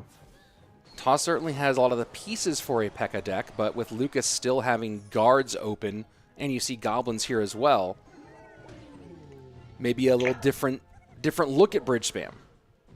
Of course, maybe he was also thinking he'd be up against RG as you were thinking. The Phoenix is really calling me for the RG. Yeah, it's just a breach spam with recruits, probably a fireball. As someone was asking, why no fireball? There you got it, fireball. This firecracker will be amazing for Lucas. Yeah, so far difficulty getting to that firecracker. Looks like it'll be a problem.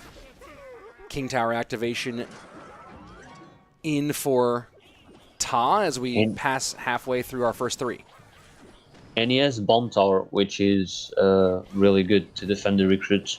They probably didn't go Inferno because it could be risky.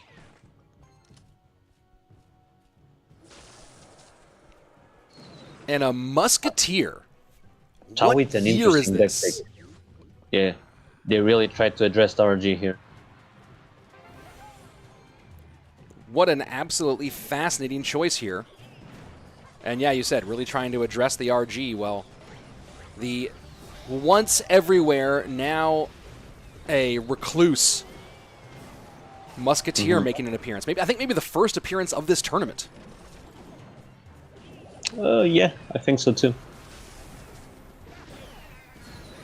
I think Lucas' last card is Fireball, so it's going to be really rough for Ta to break through.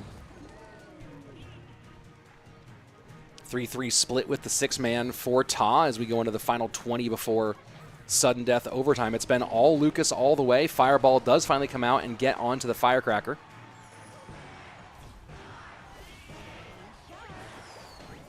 And this is a kind of a funky bridge spam deck out of Ta. Obviously, you're saying that you like the advantage here for Lucas. What would Ta need to do in order to mitigate that advantage?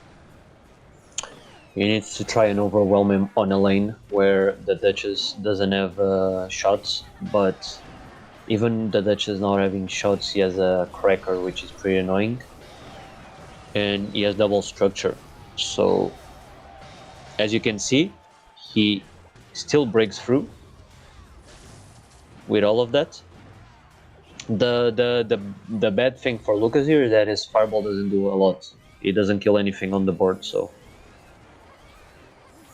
And you do see some good reflection onto the Duchess on the left-hand lane, but the dual lane pressure has done its work so far. Lucas way behind here and trying to find a little way to close the gap, but now it's a pretty big one for him to overcome.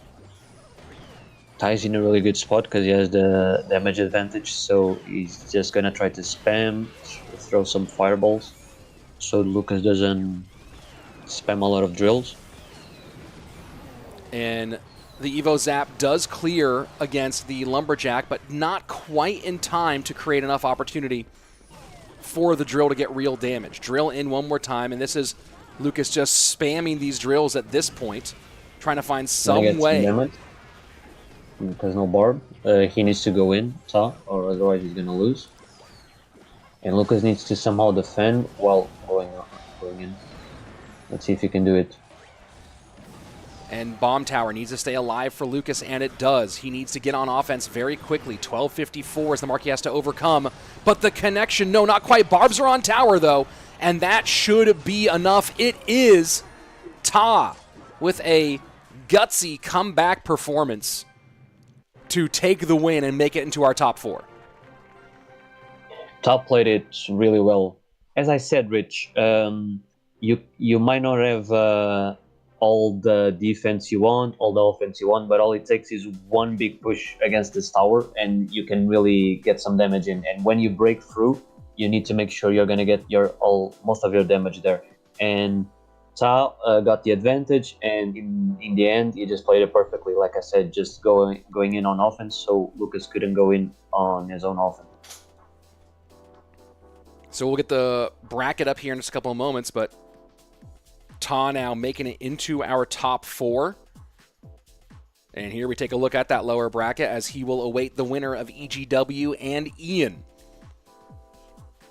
Big win here for Ta. Well, I'm going to show you guys the prize pool after we look through this bracket, but big one for Ta to stay alive. Lucas will leave with 500 euros. And now Ta gets a bit of a break as he awaits either EGW or Ian. The winner of that will be guaranteed a top 3 spot. And we'll have our next matchup here in just a couple of moments. Here's another look at the prize pool as what's at stake now. Ta has doubled up his money, guaranteed 1,000 euros. And every win from here on out for him will jump that money dramatically. One more win gets him 1,500. Another win guarantees 3,000. And then he would have to double win against our upper bracket champion to get that 7,500. We'll see if he's able to do it or if someone else makes that run or if our upper bracket champion is able to defend that bolstered position. Now, I did see a question earlier, now that we're in a little bit of a break between games, and it was, how do you think some of these updates will affect the meta as we go into our next month?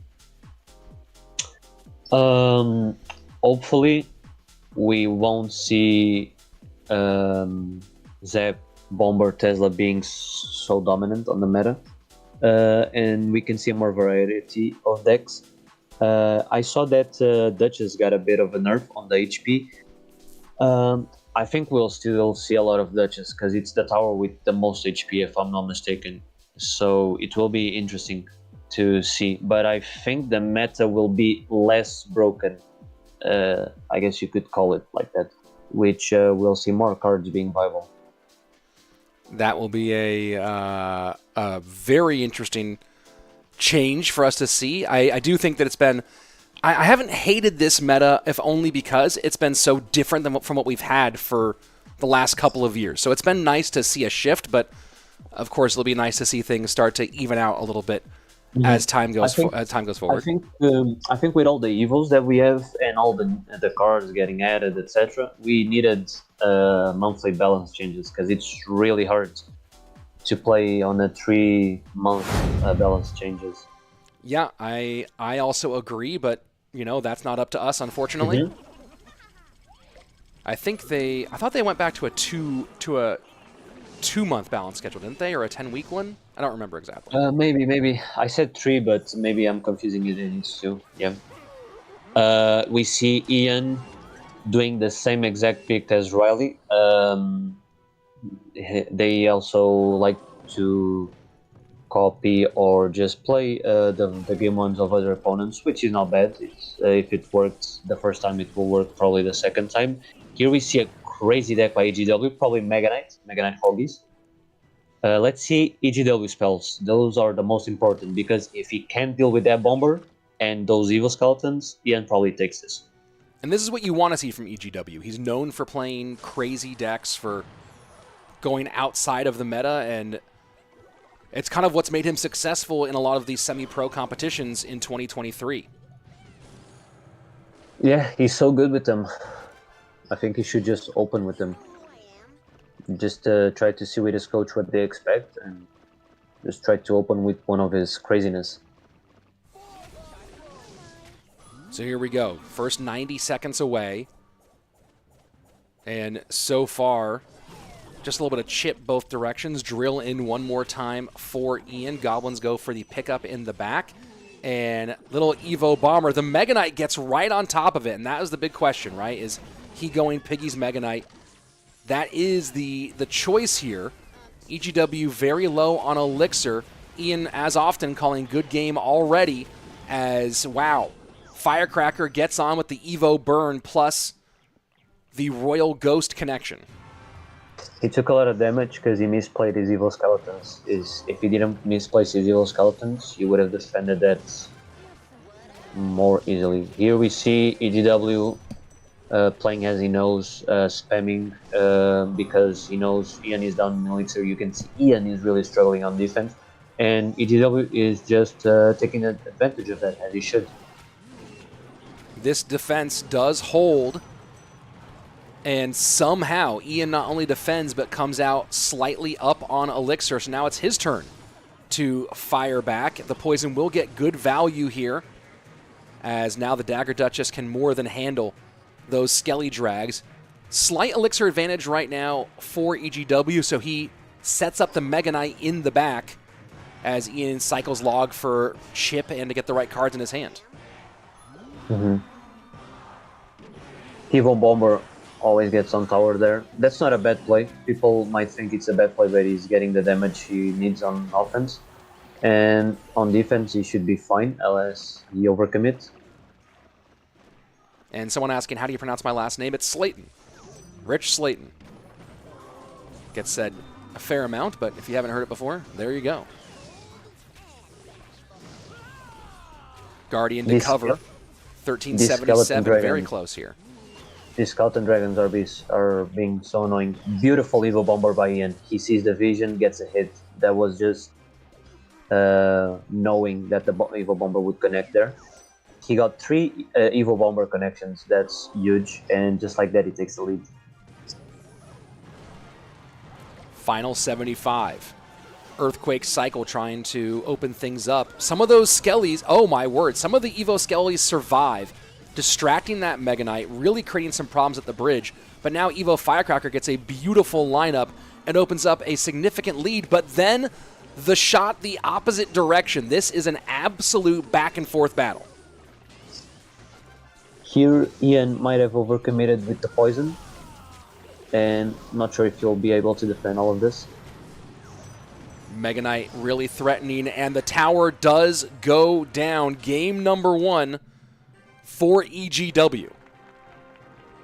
Yeah, he overcommitted with the poison, and EGW is just playing one of his best decks, so he managed to punish Ian very hard there. EGW's Firecracker was also beautiful. Ian doesn't have a lot of ways to take the Firecracker out besides poison.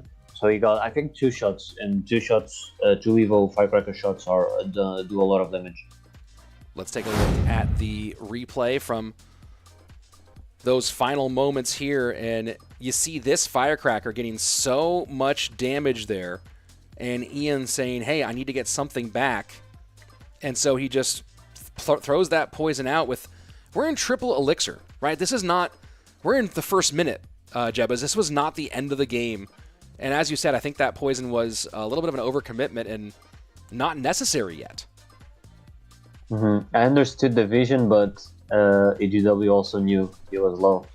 So he just punished. I think he needed to play a bit more conservatively. Here the Firecracker on the Guardian was the dagger. The dagger indeed. And we'll see this one more time as the Ghost completely drains. Leaves that Dagger Duchess in a desert, if you will, and everything comes on in. No stopping that one for Ian. This is also the problem of Evo Skeletons. When Evo Zap is open, the Skeletons won't do much, you know? Evo Skeletons are such a good trade against most cards, but if you have a Zap, they'll just get cleaned. And Evo Zap paired with EQ kills everything on Ian's defense, so that was also hard for Ian to manage. And yeah, Ian should have just defended, says Edwin. Doc saying Jebbas and Rich, is Hog Rider going to be a viable deck in this meta? Depends. You can make it work, but you need good tanks. For example, Hog Monk is a very used deck on competitive because the Monk tanks for a lot of time. And it takes out the daggers, and you get a lot of damage with it too. And I see a question here. Rich, what headphones do you use? These are the Audio Technica BPHS1s. They're broadcast quality headsets, which is why I sound broadcast quality, alongside with my dulcet tones and well-managed voice. But no, these are a nice set of headphones. And I like wearing headphones for broadcasting rather than using a microphone because then I can move my head around. Because I'm also doing a lot. When I'm not on camera, I'm over here touching stuff. I'm looking at things here, looking at things here. I'm doing a whole lot of things at once, so this keeps my voice consistent throughout the stream rather than the sound kind of going like, hey, I'm over here talking now, and now I'm over here talking, right? So that's kind of the point of the broadcast headset, as opposed to the mic staying right in place. When's the next competition? I don't remember, but I'll try to look that one up. I want some Evo Mortar Giant Skeleton Sparky from EGW. Yeah, we do. We do need it. And, well, let me go ahead and... Oh, we do have a warning. We are waiting for Ian is in trouble. He did just receive a warning for not accepting matches quickly enough. He does get in, though. So let's go ahead and check it out. You have one warning per set. I think it's fine. I think it's useful because when you're really trying to make the perfect deck, sorta, it's not terrible to use it.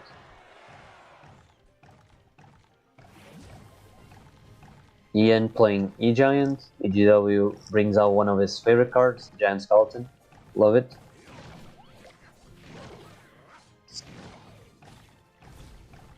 EGW could be playing an RG deck.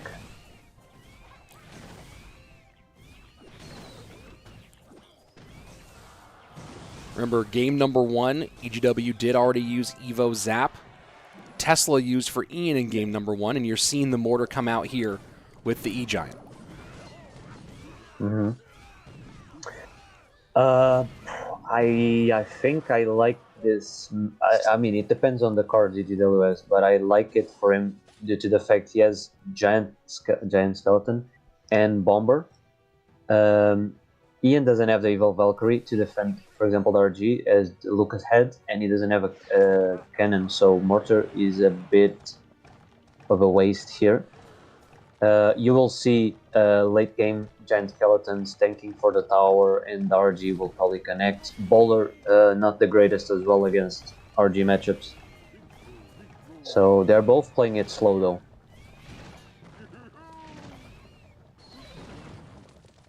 Very slow indeed. And I see Liam Matthews saying, what sort of warning was that for? Sounds stupid.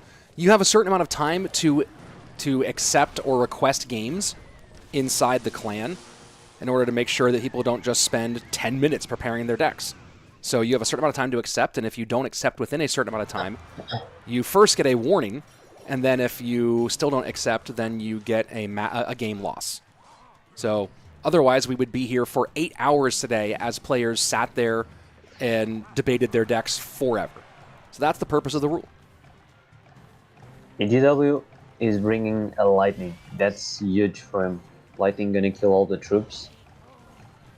Evo Bomber predicted by Ian. Beautifully played by Ian. But like I said, Rich, he has Giant Skeleton, he has Lightning. It's gonna be very hard for Ian to get any sort of damage. As you can see, this is one of the big pushes of this RG deck. But I think he will defend it. Evo Mortar did an amazing job on defense. And now E-Giant will come out on offense. Phoenix will stay alive behind the E-Giant for a little bit, which is great for Ian, but that Fisherman, a big problem. NATO, of course, to pull it all together. Lightning trying to get the E-Giant onto tower. Will it get a hit? And that's a very important hit here that at least temporarily gives Ian the lead. Yeah, that was beautifully played by Ian. He held on to the NATO because of the Fisherman. You always need to do that in these sort of matchups. Not the greatest of RGs because you need the Giant Skeleton to tank. I know he didn't have it, so you just gotta get back to it. Giant Skeleton sets up in the back. Ian goes E-Giant in the corner. 90 seconds left. Lead for Ian, 28-87 to 27-01 against the typically enigmatic, but right now on meta, EGW. Bowler behind the E-Giant. And not going to get much from it, but holding here in the bridge fight for now. Yep. This is an RG. Whenever he has it, he's deciding to just try to kill the troops. And Ian was that trying to preserve the mortar? Yeah, Ian just playing solid defense, making it hard for this. This is an E-Giant, so he doesn't go on offense. EGW. Ooh, that's a huge lightning. Can the E-Giant get there? No, the Electro Spirit will stop it. Lead right now. A little over 100 HP for EGW. Evo Bomber connection, just like that. EGW has the win, the lead. He's gonna go on offense, so Ian can't go in himself. He might get a lightning on tower. He doesn't have elixir for the lightning. This is going to be a spell race. And trying to hold back the RG. Lightning will open things up. RG will connect, and that is the end of Ian's run here at the Calalas Cup. The hope of an Ian Riley rematch has been dashed. You'll have to wait until they do it one more time on their own channel, which I'm sure will happen probably about 100 times, to be honest, on their own channel. But unfortunately for Ian, EGW gets the better of him here today. I mean, Ian was playing solid all game long, but one Evo Bomber connection made EGW have the lead, and when EGW has the lead as the giant skeleton deck, Ian needs to make something happen. He overcommitted on offense and RG connected. But at the end of the day, I think Ian played really well that matchup. Ian did pretty much as well as he could and made some good opportunities, but again, I'll say this again, I do not like E-Giant in this meta. And, oh, hey, check this out. Andrew Guy on vacation. Yo, Rich and Jebba's from Vietnam. You guys asked where Andrew Guy is. He's in Vietnam right now, which I know. I believe he's on a vacation trip, enjoying himself. Good to see you, bud. Can't wait to get back in the booth with you very soon. He'll have to carry in May, as I'm not going to be there for the monthly final in May. Missing that for my sister's wedding, but happy to see Andrew here in the chat. And let's take a look at the losers bracket, the lower bracket here. Top 4, Ta and EGW. The winner of that will go on to await the loser of our upper bracket. Ta and EGW now both guaranteed a minimum of $1,000. Or 1,000 euros, to be more specific. Is it euros? Okay. It's euros, yes. It's euros, not dollars. Okay. Ta, EGW. Who do you got it taking it? I mean, you have to pick Ta in this situation. Ta's been playing so well and so cleanly. EGW, I think that I'm wondering if maybe the plan that Ian came out with against EGW was more expecting the unexpected, right? More expecting the wild stuff from EGW. Obviously the MK Hogs was kind of in line with EGW's style, but then you talk about game number 2, and EGW just went very simple. He saw Tesla out, as you talked about earlier, and went RG, and Ian with the Mortar E-Giant, just kind of a funky pick here. I think he had Lightning, EGW, for a potential Inferno Tower. People have been playing it a lot against him. And Ian played the E-Giant. I don't really like the Mortar on the E-Giant versus EGW, personally. The rest of the deck, I think it's totally fine. But maybe he needed, for example, a cannon and then another Evo. But with Evo Bomber open, I don't usually like to run E-Giant. I think he could have went for something else, surely. And yeah, the Evo Bomber, as we saw, kind of put the nail in the coffin, as you mentioned, during those moments, as it absolutely got a perfect connection, huge amount of damage, and the Evo Bomber, it'll be nice to see it with a little less firepower in the future. And we should have our next matchup ready in just a second here, as the players are getting good. EGW? Yeah, Ta EGW. Okay. And here we go, jumping right into it. I really like this matchup for Ta because his deck pool is pretty solid against EGW's deck pool. So let's see. We see a Zap cycled. It's kind of interesting how you went from just cycling cards normally to cycling the Evos first. That's a must. Yeah, I mean, these days. When Evo RG first came out, a common play was RG to open behind tower, right? Which completely went counter to what we think about in traditional RG play before Evos. I think EGW is playing a Giant Pump and another E-Giant from Ta. I don't like this pick because everyone is spamming it against EGW, and EGW brought it back. So EGW, not sure if he was looking for something like this, but I think he got a decent matchup. And a $5 super chat from Who saying, what is 1,000 euros in dollars? How come Supercell cannot afford to pay in USD like we the players have to? Well, first of all, Who, just so you know, people from around the world pay in their own currencies. It's not like everyone pays in US dollars. People in Europe who are on the euro pay in euros. And 1,000 euros is actually more than $1,000. It's $1,077. So Supercell's actually paying more money by paying that 1,000 in this 15,000 euro prize pool in euros rather than $15,000. Let me see what 15,000 euros is in dollars. It's pretty much the same right now. It's $16,158. So it's an extra $1,000 when you to the prize pool versus when it's in euros. Excuse me, don't you know who I am? Here, this deck with the healer was made by AGW in groups, so he's rocking it out. And the key thing for Ta here will be his Phoenix. It's very hard for EGW to kill the Phoenix. He doesn't have any air cards besides Executioner, so he needs to take advantage of that. I think this game will be very defensive from Ta.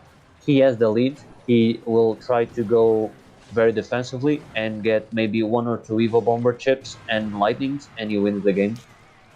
Let's see if EGW can counteract that with big pushes.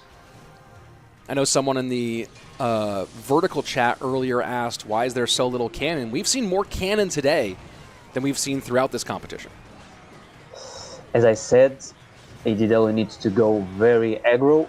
He gets the Executioner on tower, and just like that, he takes the lead, and he's in a beautiful spot because he has Pump. Pump usually good against lightning decks, and he has a P.E.K.K.A for the E-Giant, so he's doing solid. And as I said, wow. As I said, Evo Bomber is so good against E-Giant decks, so he can also get damage from there. Look at the healer. The healer doing work. The Evo Bomber getting a double connection on the Dagger Duchess on the right-hand side. And now EGW with a massive lead against Ta in this, doing what he does best, getting a little bit out there with his picks. He puts the E-Giant in front of the P.E.K.K.A because the Giant doesn't really matter. It's easily defended. The P.E.K.K.A it's really hard to defend, especially when you have no ammo. And look at the Executioner behind with the healer. It's doing work. Yeah, this was, I mean, the NATO will finish it off. Might not even be necessary to get the NATO in there. That was absolutely devastating. Let me go ahead and queue up the replay of the moment that really turned this whole thing on its head. I think I got it correct. Let's go take a look at it now. And you can see here the kite across with the E-Giant. But all that does is leave that Executioner that was already had gotten some shots on that left-hand side. P.E.K.K.A runs away, and that P.E.K.K.A tanks a couple of big shots, keeping the Dagger Duchess on the right-hand side very low. Evo Bomber connects, and still low on the left-hand side. The Evo Zap comes in, and this Battle Healer keeping everything up, and this just goes from bad to worse for Ta. Yeah, this meta, when you're playing the defensive role, it's very hard for you to win games because the constant pressure just chips you out most of the time. And I see someone saying, let's see, EGW showing meta isn't everything. And it's interesting, right? Because that's part of why people have asked why they don't use in-game duels versus this where it's duels where they can change their decks.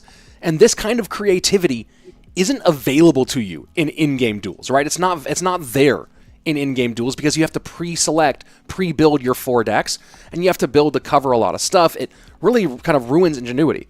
But stuff like this can come out when we use these regular duels, when we use the same format, no repeating cards, but we do it without having to pre-build, pre-submit those decks. That's a huge difference in what these players are able to do and have fun with. So let's go ahead and see in Game 2 if EGW keeps it up with some different action.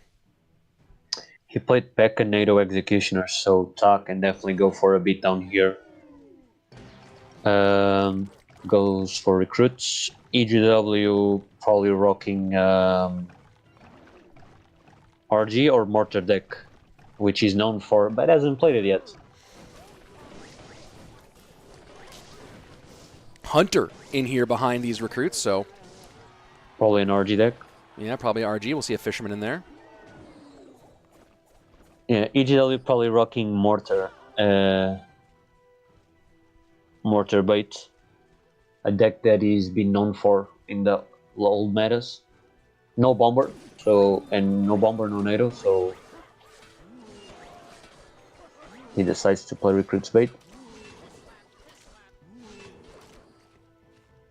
The key thing will be Ta spells. Let's see what Ta brings to the table. He needs Firewall. Lightning and NATO already played for Ta in this one. Evo Zap and NATO played for EGW in our previous matchup. Usually you run Arrows Rage or Fireball Rage.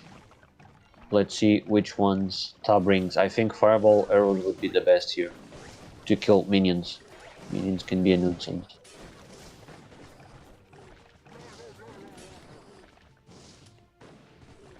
And a little skirmish at the bridge results in not very much, but Ta gonna go ahead and double down, get some protection in front of the Hunter in the form of that Royal Giant. Arrows clear that off, and this RG should get taken care of. I think it might get one here, and it does get a second one as well. Miner not quite able to do enough in time, and that is a big lead opened up for Ta as we go into double elixir. Yeah, and I feel like he just wanted to cycle his RG so he could get to the Eve RG. That's the one that's gonna get damage, and he still gets 2 hits, which is beautiful. So here he's just gonna try to play some clean defense, and whenever he has a counter push, he will go for it. Pressure on the right-hand side. Miner to go to the back now. Duchess is completely empty, and that guard is going to keep that Fisherman distracted long enough to get some good damage out of the Miner. 2789 on the right-hand lane, 2329 on EGW's top left-hand tower. Ta with a lead here over EGW as he gets his Evo recruits on the board, but EGW finally starting to show some signs of life as we get closer to sudden death. EGW has no way to kill the Queen from Ta, so we're gonna see a lot of cycling with 3 cards. That will be good for Ta. I think Ta has Fireball, because if he had arrows, he would have already played them by now. Recruit set up on both sides. This time it's the opposite, where EGW has his evolved recruits on the board. Just split lane pressure the entire time. Of course, options for both here with kind of the spammy nature of the deck of Ta, even with this Royal Giant, and then EGW with Skelly Dragons. Following that 3-3 split, Ghost on the right-hand side going to add some to the lead of Ta, but the left-hand lane, the one that Ta's forced to defend here, as one guard gets tanked for and gets a shot on. You didn't see it, Rich, but the Ghost got some hits, and Ta got the leads on the right side as well. That's pretty good for Ta, because he's gonna try to maybe hold on to this lead and potentially spell cycle, because it's really hard for him to RG. It's really hard for Ta to get some counter push, because EGW is playing well and just killing everything. 41 seconds left. Queen. Go ahead. This will have to be the Queen. This will have to be the winning Queen. And Evo Mortar at the bridge this time. RG right into it. 29 HP. EGW probably going to go Miner to the left-hand side now with all the work happening. And he does. Arrows to get behind it. Fireball goes defensive. RG on the right does not connect. 2 Miners on the left-hand side. Tower in a whole lot of trouble. And EGW opening this one up in a huge way. Just has to defend a little bit more. And that is going to be a 2-0 clean sweep. EGW makes it into your top 3. He played really well after that RG connection. Defensive mortar, recruits, it was just ends and repeats. The same thing, he had the perfect cycle, and he was always killing Ta's defensive troops, so no counter push from Ta. I think EGW played it really well after that RG in single. And let's see if I did get the replay. You guys saw me switching screens about 1,000 times. I was trying to hit my capture replay button. I think I might have gotten it. But EGW, huge win. And now that puts him in our top 3. We'll see the bracket in a moment. Let's see if I did capture this replay. And here we go. EGW just pressuring that left-hand side, gets the first miner down, and that Royal Giant on the right gets absolutely shredded. Second miner comes in, and there's no coming back from that one. And here we go. Let's look at the bracket as EGW now officially in the top 3, lower bracket final. He will await the loser of Tourist and Riley to play for a shot to go back up into our grand final. But on top of that, not only is he in that lower bracket final, let's look at our prize pool. Minimum guaranteed payout, 1,500 euros, 1,500 euros for him. One more win will net him a minimum 3,000. And of course, if he can win 3 in a row, not just the lower bracket final and then the grand final, but the grand final reset, has a shot at 7,500. But of course, as we're seeing one more time, he's going to need to get the win against the loser of Tourist and Riley in a minute, and then go back and win one more time, 2 more times. If he can get past that one, I think we're going to take a look at the upper bracket final. Here we go. Tourist and Riley, the upper bracket championship. Winner is guaranteed top 2. Loser has to drop down, face EGW, and then try to come back and get a win against the upper bracket champion. So a big opportunity here for both these players. Not only are we talking about the overall championship and the money here, let me go ahead and figure out where do I have. I need to go figure out where the rules got posted. The rule book is somewhere in the Discord. Let's go ahead and jump into game number 1 here, folks. Riley, top of your screen, Tourist at the bottom, and it is recruits to open up for Tourist.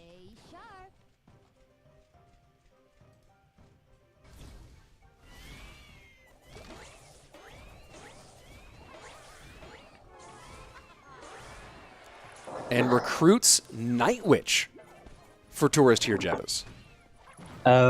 Tourist probably playing a Battle Ram deck. I don't know if you have seen it. Battle Ram with an Infernal Dragon, maybe a Poison, Arrows.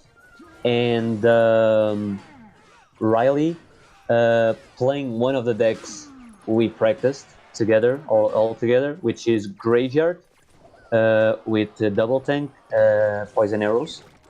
As a good matchup against most things besides Giant Lightning, I think, and P.E.K.K.A. Lightning. And Tourist opening with an interesting game 1. He wanted to snipe, I think, stuff like Giant, Lava. And I saw a question before about the community leaderboard points. Remember, one of the 8 golden tickets for World Finals awarded to a player who accumulates the most points over the course of our year in a variety of community cups like this one, the Calalas Cup. Just by making the top 16, you guaranteed yourself a minimum of 10 points, so that went to all of the players here. And when we now have gotten into our top 3, third place will get 65 points towards that leaderboard, second place 80 points, and the champion will get 100 points towards that leaderboard. So winning the championship, certainly a big thing, will help you out a lot, but this is going to require consistency, Jebbas, is the champion doesn't get double the points of our number 2. 80 points versus 100 points is a very small gap when you consider the number of events we have this year. Yeah, and if I'm not mistaken, the Clash event has the most points, so you will be looking forward to do that, to do very well there, if you want to qualify by points. Here we see a beautiful Graveyard by Ian, because he's low on Elixir. Which one did you say had the most points? Clash event. Oh, I don't like with Q. Mm-hmm. Got it. Yes, I'm not sure, but I think it has 50% of the points of the community events. That's huge.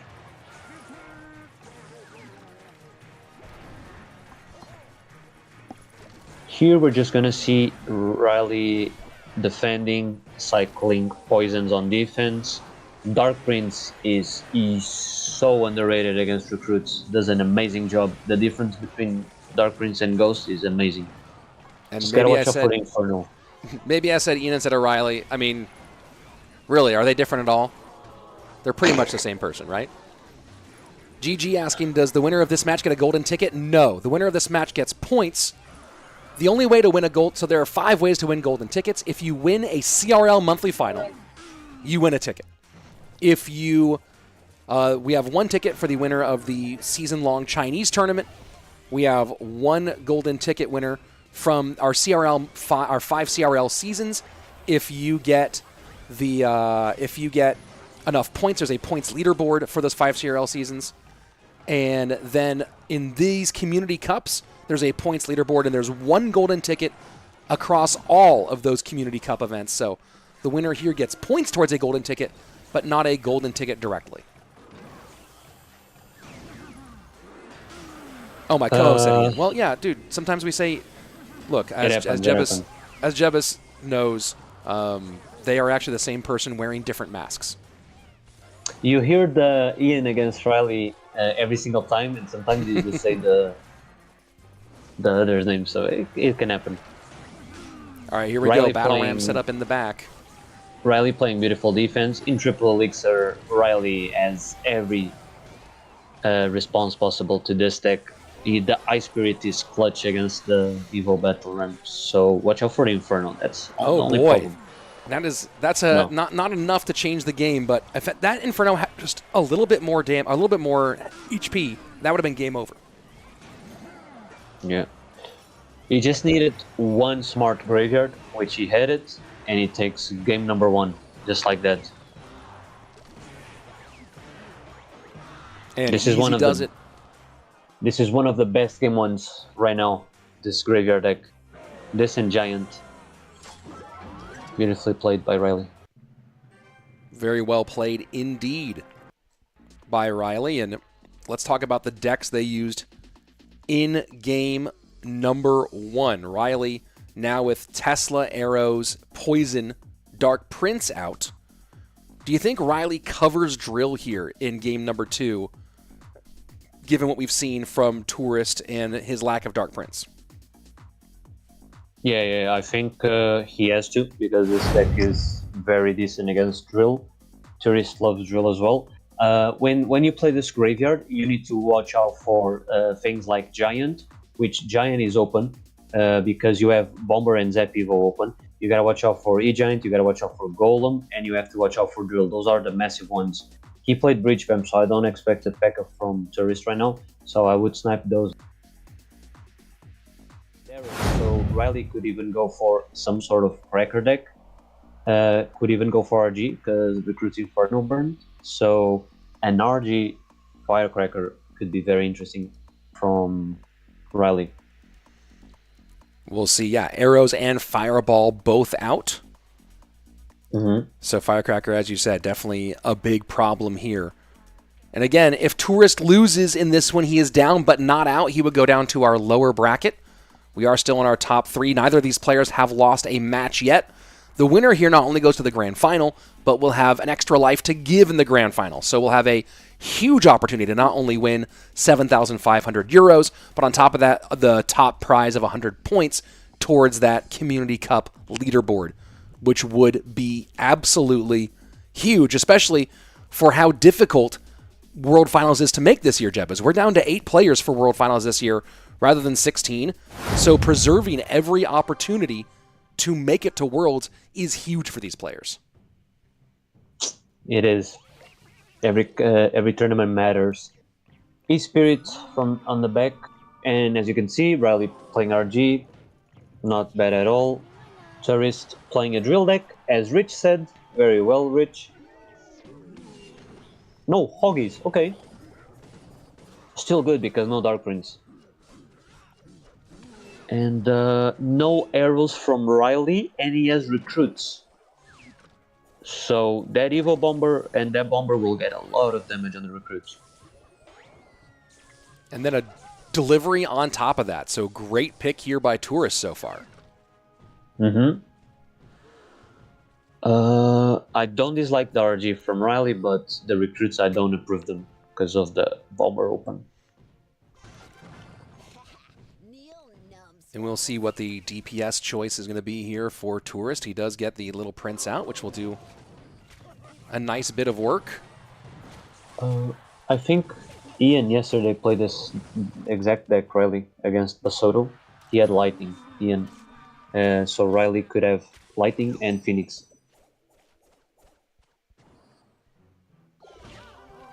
And just slow Queen. playing it so far. Queen to the right-hand side. Lightning Queen instead of open. Phoenix. Fireball or Lightning from Ian.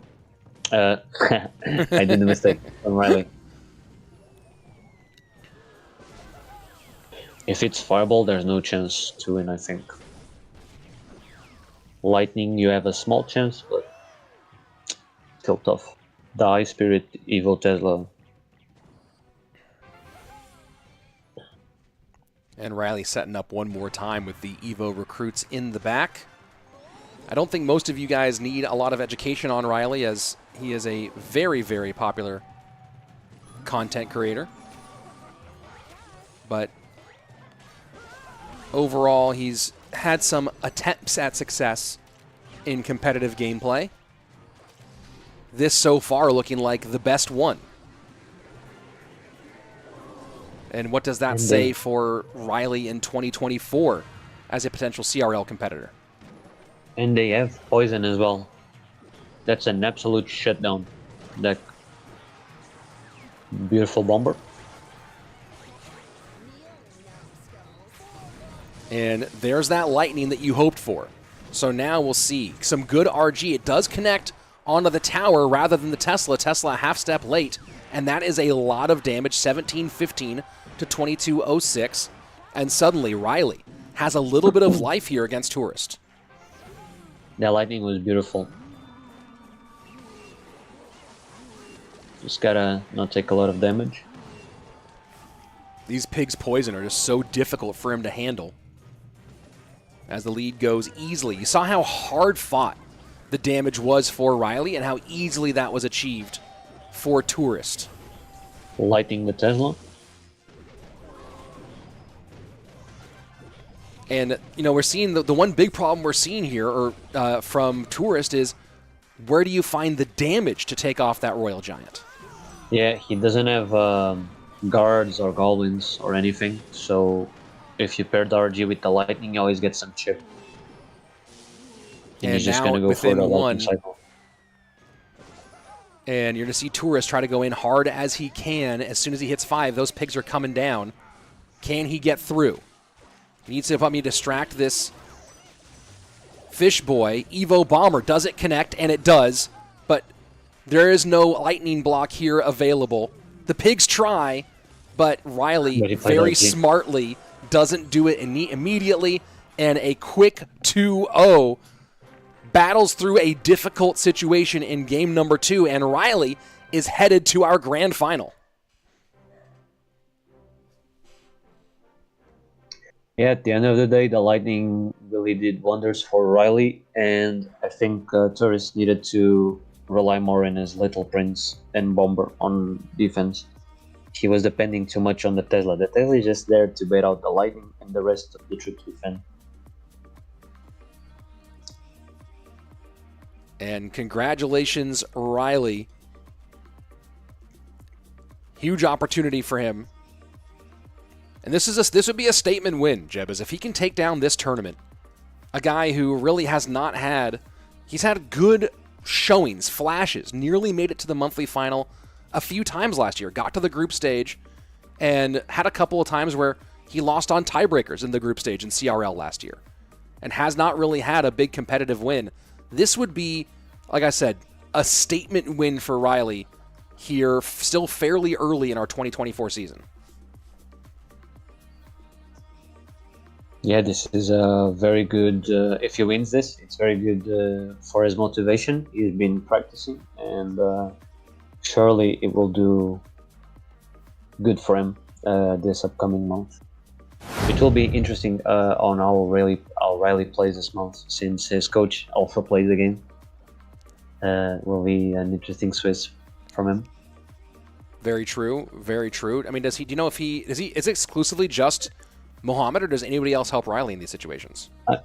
If Alan helps him too, then, but Alan probably has more players, so I'm not sure how they will do in CRL. So it will be interesting. But for these tournaments, they can help him, since they don't play at the same time. I see the question, when is CRL going to happen? Well, as soon as this season ends, the top 1,000 from this season will go on to our monthly final Swiss bracket, followed by the group stage, and then Saturday, May 18th, will be the monthly final, the top 8 in that double elimination bracket to play for a golden ticket, and of course, points on the CRL leaderboard. Both of those on the line on May 18th. And you see Riley here in the grand finals. He's going to await the winner of EGW Tourist. So we'll see if he and Tourist run this one back again, or if he gets a different look against EGW, who has been, again, exciting, different, kind of as always, a big game changer. Mm-hmm. I mean, Tourist is known for sometimes having a bad mental. Maybe he could tilt from this loss. That will be good for AGW. So let's see how Tourist does game 1. That will be. I always like to say that when you lose a set, you always need to bounce back on the first game. Otherwise, you're going to be very down mental wise. So the first game for Tourist is huge. We'll see what he comes out with. So far, Tourist on the day has opened up his matches. Where am I? Where is the button I'm looking for? There we go. So far today, Tourist has opened up his matches with... Against Riley, he opened up using bridge spam. Against Ta, he opened up using Giant Bowler. Just a Giant Bowler beatdown deck. So we'll see if he goes in a similar vein here. Yesterday against Adriel, he played Graveyard, the one Riley played. And he against Dominic, he played Drill Tesla as well. I think he needs to go back to meta decks. And he's doing that with a Drill deck, I think. Zaid saying, Rich, can you please ask Mo, does he purposely go to loser bracket to play more matches? No, he does not. Nobody purposely goes to the lower bracket. That's bananas. We joke about it, but nobody does that.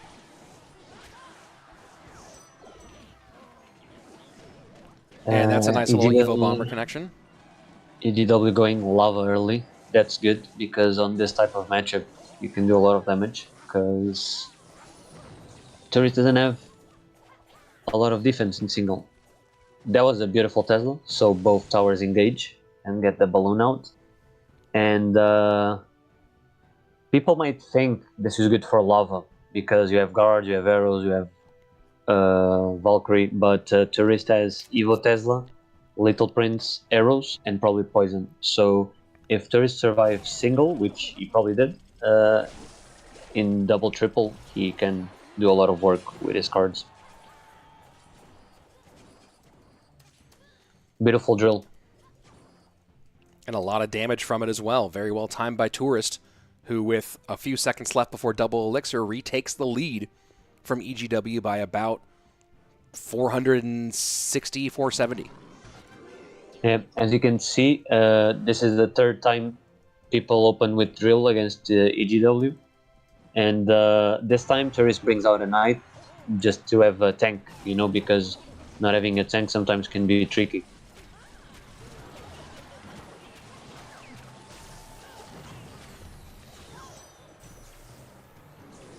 That's an arrows. Arrows take care of things easily here, and Tourist happy thus far. EGW sets up lava as we get into the final 30 of regulation time. And you like the Evo Bomber look here, the guards control, but this feels like it's going to be a pretty nasty push the opposite direction. He has poison and arrows, so I don't think it will do a lot. And the poison does get the slowdown on the loot. He has Ice Spirit for the Inferno, and the Loon, he's locked in on defense. So is there any real reason for us to suspect EGW has a look here? Does he need to go 2 lanes to try to split up this defense? Excuse me, don't you He needs to overwhelm. He needs a good Evo Zap. If he gets a good Evil Zap on, let's say, a Tesla and a Little Prince, he could break through, but until there, I don't think he can break through. Look, just easy defense.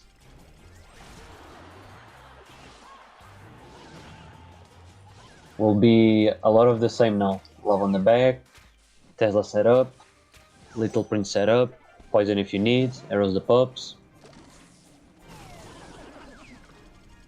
Just lather, rinse, and repeat for the moment for Tourist. 70 seconds left, and EGW with a nice Evo Zap here, but still unable to break past these Teslas, which have been so devastating. But here he goes. Second Lava Hound. Poison for the initial pups. And he's in a good spot, EGW, because the tower doesn't have daggers. Oh, the tower is so low on daggers. Loon going to get not quite all the way in, but that explosion is massive, down to 473. EGW now pressuring as much as humanly possible. That little Prince staying alive, certainly annoying for EGW. Would have liked that one to go down for a bit more pressure, but now it's his turn to just play defense and not make a big mistake. Evo Bomber not going to do it as the minions at the bridge erase it. 707 on the top left-hand side. Evo Zap in for EGW, plus arrows. 188 remaining. Tourist needs to get on tower. Drill going to be in. He's going to have to drill, arrows, poison, throw everything he can at that side, but the Evo Valkyrie will cover perfectly, and EGW gets it done in game number 1. EGW played it like he should, but I feel like Tourist lost the game almost by himself, because I don't know if you have the replay, but there was a push where he played the drill to tank the lava at the bridge, so the lava wouldn't be tanking the tower and the loon would be defended. He didn't do that, so the lava was tanking for the tower, and the loon was gonna break through the Tesla because he placed it wrong, and then he had to place his evil Tesla, and by that he overcommitted, and just like that EGW gets the damage he needed. Even with a huge mistake from Tourist, he couldn't take the tower because Tourist just had a lot to defend with. And they're getting ready for game number 2 here. So arrows out both ways. Tourist now missing Poison and Evo Tesla and Evo Bomber here. And EGW with the match point advantage and chance to go on to our grand final. So thoughts on deck picks as we go into game 2? I'm not sure how Tourist will go because he already played the cycle. Cycle after lava out would be the best. Maybe he could go for RG or a P.E.K.K.A because they suffered to lava. And from EGW side, I'll be honest, it's hard to predict EGW 100%, but he played arrows, poison, so I think EGW will definitely play off that. And big thanks for the analysis here from world champion CRL coach Jebas. He's taken multiple world finalists very deep, including our 2022 world championship. Bomber out, poison out, goes for archers recruits. Bomber, poison, and arrows all out. So exactly. A lot there. Could be a balloon deck. And Not that's a poison. lot of damage here. Even with that poison, that is a huge chunk taken by Tourist early. Lava in single punishes like no other with this tower. So Tourist knows that. He goes for a lava first. Gets a lot of damage. Mortar. Probably a mortar bait type deck.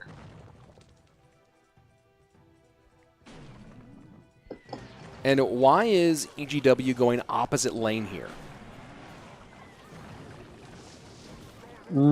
I don't think it's good to go same lane on this scenario because he took a lot of damage. And gets a lot of damage back, taking the lead here ever so slightly with a big connection and a really spammy play. And now EGW just trying to keep the pressure up here. EGW knew he only had Valkyrie in cycle for ground troops, so he just goes Skeleton King Goblins and forces a lot of Elixir out of Tourist, and just like that takes the damage lead back. That was a beautiful play by EGW.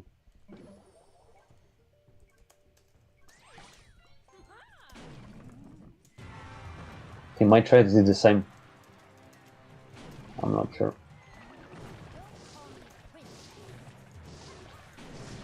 One moment, please.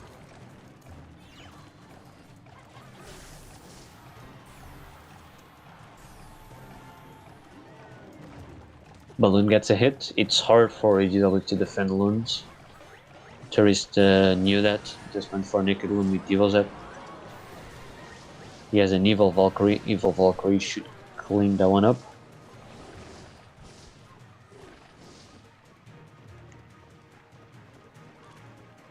EGW last card is probably a Miner, which he hasn't played it yet. Interesting one. EGW will try to spam it out, but he has Fireball in hand, Tourist, so nothing will break through.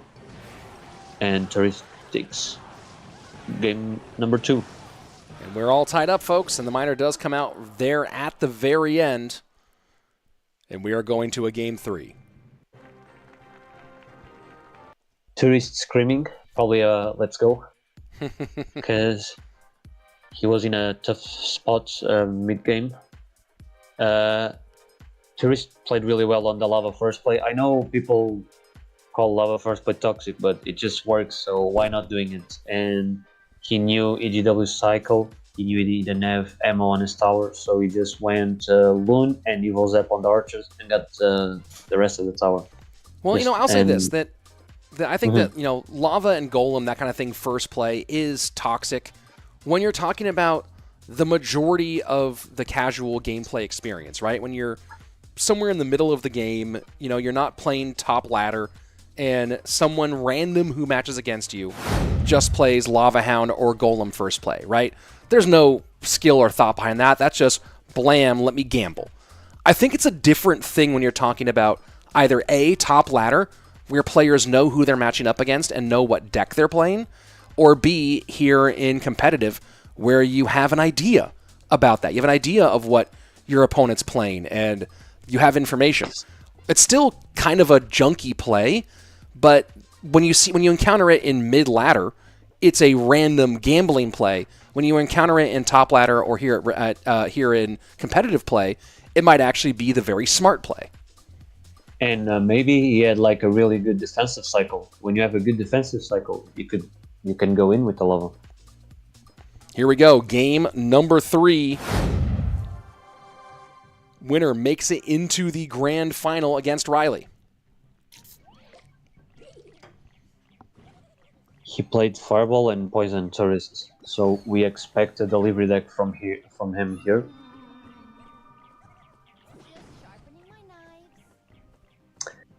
EGW played Arrows, Zap, so we could also see an Inferno from Tourist. Love out, EGW RG, pretty known deck pick, and Tourist as a hog. I don't see a lot of good answers for the RG so far, but he does have evil skeletons and evil firecracker, so this most likely is screaming for Inferno Tower. No recruits as well, so you can't go wrong with Inferno Tower here. And that's a lot of early damage here for Tourist. EGW sets up Royal Giant in the back. But that's a nice, about as good of an opening for Tourist as he could have hoped for. Especially with a Hog Rider deck. EGW doesn't have arrows, so yeah, I was gonna say he probably has lightning. Lightning Rage. Beautiful Evil Bomber. He has Rage for the Evil Skeletons, and he has Monk to tank the tower and kill the Crackers, so it would be winnable for EGW, but starting like this, I don't think he can come back. He needs to make a massive push in double.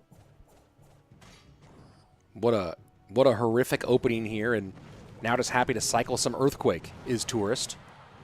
Yeah, and Tourist saw Bomber and saw Ghost. He already know it was RG, so he was aggressive at the start, just like that. And more aggressive gameplay here.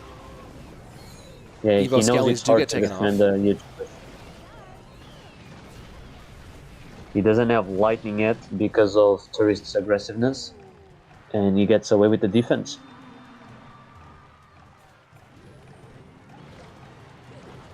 And again, getting the Earthquakes in with 30 seconds left. Not really messing around at all is Tourist. Wants to make sure this thing ends in the appropriate time. We should see that finished off right as we cross into our sudden death period. One more defense to sew things up, and Tourist should be able to move on. Does need to do a little bit extra defense here. And the Inferno Tower on the back end of the RG for some burn, and does finally get that Royal Giant off the board. GG, well played. Tourist going to our grand final. He misclicked the Inferno, but wasn't still enough for EGW. If it wasn't for that start, I think EGW takes that game, because he had Monk, he had Rage, Lightning. He was playing well right now, but the early damage he took was too much. And now we'll have a couple of minutes of a break for Tourist to get ready for his matchup in the grand final. Big win for him. And, you know, two really interesting names here in this grand final in Riley and Tourist. Two very well-respected players, but who have not really been in this position in competitive before. Yeah, I don't think Tourist has ever had a breakout performance so far, and he's doing that. This tournament is huge for whoever wins it, because you're going to get a lot of confidence going in this year. And keep it in mind, folks, that since Riley has not lost a match yet, Riley only has to win once between himself and Tourist, one best of three.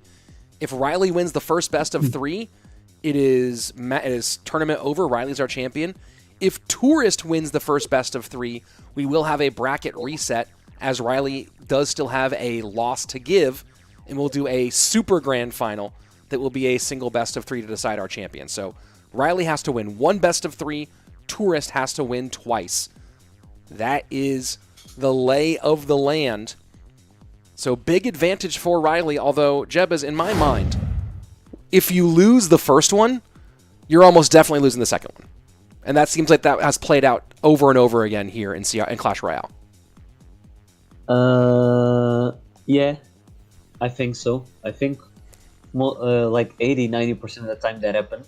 I think could be because of a lot of reasons. First of all, I mean, Riley has played against Tourist already, so if he plays those two other best of threes, he needs 3 different openings, and I don't know, maybe they didn't prepare for 3 different openings, so the last best of 3 could not be very well stretched. And also mental is key. You could be down, and as I said, for Tourist, he needed to win that game one. He didn't actually, but he still managed to come back. So when you lose a best of 3, you're really down. You just need people around you to motivate you, and if you can get a win on the second best of 3, that's key. That's crucial. Let's see how Riley performs. I see a lot of questions here about the Super Grand Final. Folks, we've been doing double elimination tournaments here in Clash Royale since since before 2021, but as the official format since 2021, including for CRL, you have to lose twice to be knocked out of the tournament. It's a double elimination bracket. So until you lose twice, you are still alive. And what that means is the first time you lose, you drop into the lower bracket. And if you keep winning, you stay in the upper bracket. What that also means is the person who wins the upper bracket has not lost yet. So they still have to lose twice to be knocked out.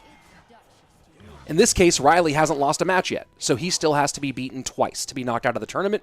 Tourist has already lost a match, which we saw a little while ago against Riley. So Tourist already gave up his free life. If Tourist loses, it's game over. If Riley loses, they play again because Riley has not lost yet. Here we see A repetition of the game one Riley played against Tourist. As I said, this graveyard is very solid, only loses to maybe lightning decks, for example, Giant Lightning. And what does Tourist bring to the table? A Giant Lightning. It will be an interesting matchup to see because Tourist has a lot of has good defense and his offense is amazing. But you see a failed Lightning here, and he might get punished by it. Folks, I'll do this one more time. Simply forget everything else about the bracket. It's a double elimination tournament. You're knocked out. You are not out of the tournament until you're beaten twice. Riley has not been beaten yet. Tourist has been beaten once. So once Tourist is beaten twice, he's out. Riley has to be beaten twice to be knocked out, and he has not lost yet. Those are all the big pieces of the tournament. That's how double elimination works. That's how you, in a situation like this, where a game that does have some matchup variability, right? You do have matchup as a feature in a game where you do have that as a feature, having not just a single elimination bracket, but one where you limit the randomness of the game by giving more gameplay opportunity. That's why we use double elim in Clash Royale, and many esports use double elim. Riley doing a Tesla we haven't seen today. Once out to the side, so the lightning doesn't connect to the tower and the Tesla. And so far, that Tesla has been defending the Giants pretty nicely.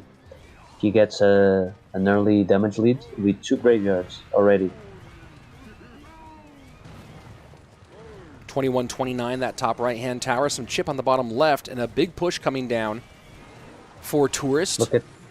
Look at the Tesla. Let's see if he does it. Now, this time he just plays it on the face of the Giant, but he's getting overwhelmed. Great Ice Spirit here to control everything. The High Knight trying to keep everything up top, but the spam from Tourist at the bridge is creating fits and starts for Riley as he is a little bit low on Elixir, and that Guardian goes to town on the tower. Tons of shots. Bowler on there as well. Knight in, and Riley knows that game one is over. Tourist starting off the way he needs to here with an opening win. Yeah, Tourist failed the lightning, but he managed to bounce back on defense with a Knight blocking bridge, so the graveyard wouldn't be tanked by the Knight, and he defended the first graveyard, even with his mistake. And just like I said, this graveyard struggles against lightning. Tourist recognizes what they played the last best of 3, goes game 1 with the Giant Lightning and gets a good matchup, and he didn't even have to play amazing to win it. So resetting here for game number 2. Let's talk a little bit about game number 1. As Tourist, we just saw lightning arrows out, so might expect some Archer Queen from Riley. Now, with that in mind, Jeb, as we talk a lot about you're going to do this, so I do this, so you do this, with the idea that it's likely that Riley runs something with Queen, what does Tourist do in response for that? He needs a Monk, for example. Monk is meta because of cards like Queen, Little Prince, Bomber, so Tourist could play, let's say, an RG Monk. He could also play a beatdown deck with Tesla, Poison, Arrows out, as you said. You also said Drill the last time, which could also be an option from Tourist. So from Riley, I'm not sure exactly the pick he will go for here, because he can play RG Queen again, because that's too predictable. Wow. So he could take advantage of the arrows burn and play, I don't know, for example, a Firecracker deck. Firecracker Monk could be a good option for Riley. Well, request is up for Riley. He's locked in his deck. We'll see how long it takes Tourist to make his choices. And he's ready to go. Let's jump in. Game number 2. Tourist with a chance to send us to the bracket reset.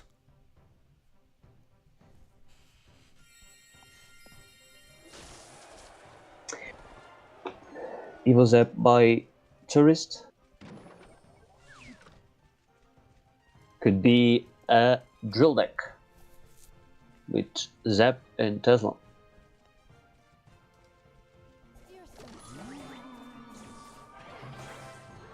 And Royal Giant Riley in. goes for Wow. the same idea. Wow. Tourist playing his bread and butter, some bridge spam, some drill, as a queen, as a Tesla. We'll have to But see Riley's spell. If yeah, are we Riley doesn't expecting have a Fireball or lightning, Lightning here? if Riley doesn't have a lightning, this game is in theory over. Well, theory always has to play out in practice. And with a slight lead here so far, we'll see if that's enough. 1,000 HP is not even slight. It's almost a 1/3 lead on damage here. So we'll see if Riley can find a way.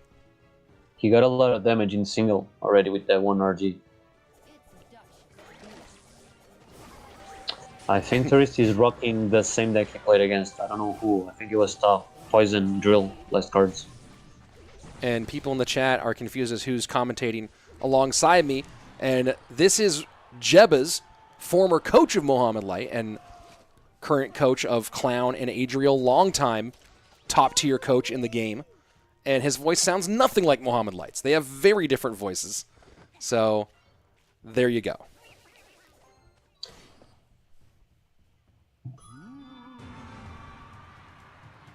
And little $10 super chat from who? I've had a discussion with a few players, and we agreed that Evo Wiz isn't that good. I feel like Supercell could have tried better with this Evo like a shield, really. Well, we'll have to wait for that to be seen once that Evo Wizard makes its way into the game. It's probably the same deck by Riley with Lightning. Tourist is down elixir, so he just needs to spam a lot. You're gonna see Tourist doing this all game long. Drill on the back, pressure the bridge, look at the damage. Tourist known for being one of the best bridge spam players. He got the damage back. Let's see if he can defend this one. And those guards creating problems here for Riley. And you have to imagine that he is trying to figure out the math on how does he break through given his spell situation. He needs a recruit to overwhelm Tourist, but Tourist has already adapted to that type of offense, I think. So he's going in very early with the Tesla, so he gets back 2 of them, and he's saving the guard as well. And just chooses to eat that bandit wisely. He knows Riley has a lightning, and I was gonna say exactly this. He either goes for a queen opposite, or he goes for a queen high to DPS RG very quickly. He prefers to play the queen there, because the queen there, you don't really want to lightning that queen most of the time, but if you don't lightning that queen, you have a 3-card cycle. 3-card cycle, Tesla, guards, bandits, you name it, for defense. And just unable to get through this at all right now is Riley. A minute left, triple elixir, and that double Evo attempt felt like the most important one. We'll see. We'll have one more look at a double Evo attempt from Riley here in triple elixir. He has to play some defense first, though. Not much to give in terms of room on the right-hand lane. Does get another ghost out onto that drill. Drill will do a little bit more damage, though. Plus the poison, and here we go. Evo recruits, Evo Royal Giant. Guards cleaning up like crazy. This time it's the Archer Queen to go DPS on the Royal Giant. Lightning does clear it. Evo RG should get 1, and it does. Does not get a second. And that feels like it is the nail in the coffin. But Art Riley going to keep the pressure on here at the bridge. 20 seconds left. Tesla does clear. Lightning for the Queen. Barb Barrel try to get the Tesla off the board. Fast cycle here from Riley. The Evo Zap to stop it. 7:28 remaining. Drill going to go in. Evo RG cannot get to that tower in time. And Tourist with a huge performance, taking the win off of Riley, and we are going to a bracket reset and a super grand final. That Evo Zap saved Tourist's life on that last RG, and he was down in the beginning, and just a brilliant play midway through with the drill on the back, as I said, and Bandit Ghost Bridge, really well played by Tourist, and takes the first best of 3. And that's a huge best of 3. Tourist now has to be feeling really confident, not just with what happened, but with the way he did it. And I'm sure because I've been on this position that Riley's side didn't prepare 2, maybe 3 openings against Tourist because maybe they didn't expect Tourist to be on the final. But you always need to prepare for this last day at least 2 openings. And you see they just repeat the first deck and they repeat the second deck and it doesn't work out. So now they're feeling less confident. So it will be interesting to see what they open with. They could still definitely win, obviously, because Riley's talented. He has Mo, which deals very well with stress in these scenarios. So it will be interesting to see what they bring to the table. I'm sure Tourist has another deck for Riley game 1. Well, we will certainly see what they have prepared. A little delay here as Tourist needs to get the charger for his camera. He's already back now, so we'll get these deck picks up and running here fairly quickly. And folks, if you want information on the Clash Royale esports scene, you can go to esports.clashroyale.com to get all of your information, both about Clash Royale League itself and about events like this one, our CRL community events. One of our 8 golden tickets for World Finals comes from a points leaderboard for the CRL community events, and we have 4 of them this year. Right now we have the Calalas Cup. We have 3 other ones besides that: the LPL Clash Royale World Tour for 2024, the GKR 2024 competition, and Dragon League by Clash, but that's Q, Clash with a Q for some reason. So all four of these give you points this year. The Dragon League from Clash is a 5-season competition starting in April, running all the way through September with multiple different phases, chances for you to qualify both in ladder and some last chance qualifiers, big brackets. That one's happening all year. Of course, the Calalas Cup is almost done. We are about to end that one right here. Our LPL World Tour will start with Season 1 in May and June, and Season 2 in July through August. So those are 2 opportunities there to get points. And then GKR will run from the end of July through the beginning of August. These will have open qualifiers for them as well. All of this information available right on the front page. You can click it very quickly on esports.clashroyale.com. So not only can you go ahead and qualify for Clash Royale League by making top 1,000 on Path of Legends, these are other ways to potentially qualify for Clash Royale League, or at least get some competitive experience by trying to qualify for this wide variety of community events that you have access to. So go ahead, give it a shot, or if you want to, just watch, which you can do right here on this channel throughout the year. I'm covering a lot of these events, not all of them. I have some other responsibilities this year, but I am covering a lot of them, including this one as well. So if you haven't yet, subscribe to this channel, like this stream. Very simple, free, easy ways to support the Clash Royale esports scene, as a lot of it is, of course, not just in CRL, but through events like this one throughout the year. So hopefully you enjoy those, and maybe I'll be casting one of your events, one of your matches very soon, if you're able to jump into the mix, and maybe you'll get a shot at a big prize pool just like this one. Remember, folks, our loser here will get 3,000 euros and 80 points towards that leaderboard this year.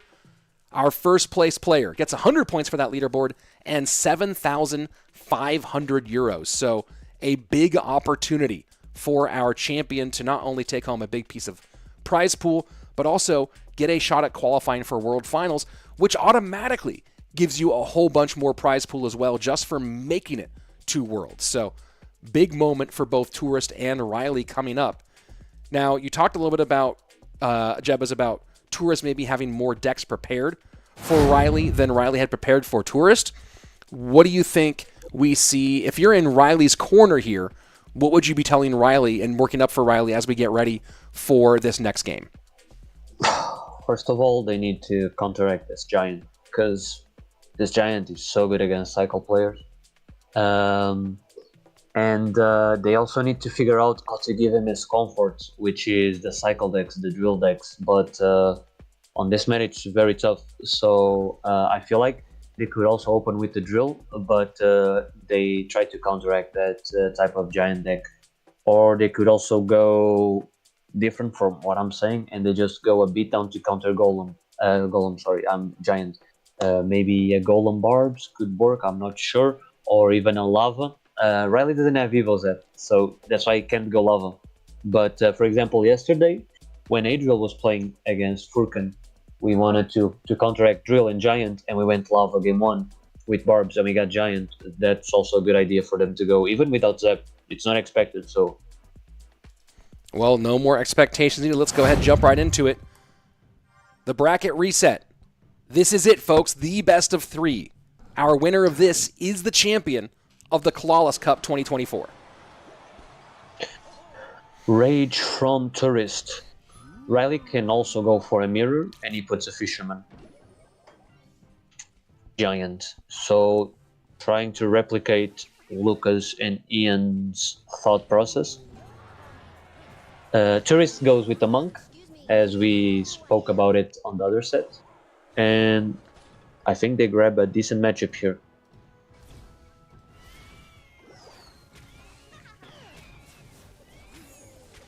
And nice reflection there from the Monk. Very, very well placed and well timed to get both the Little Prince and that tower into the full brunt of it.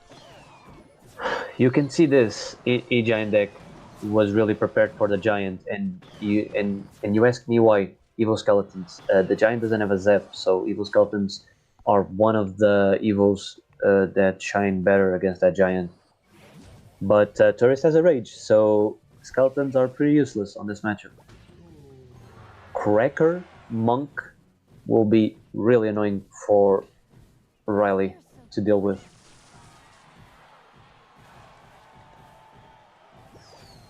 And Electro Giant.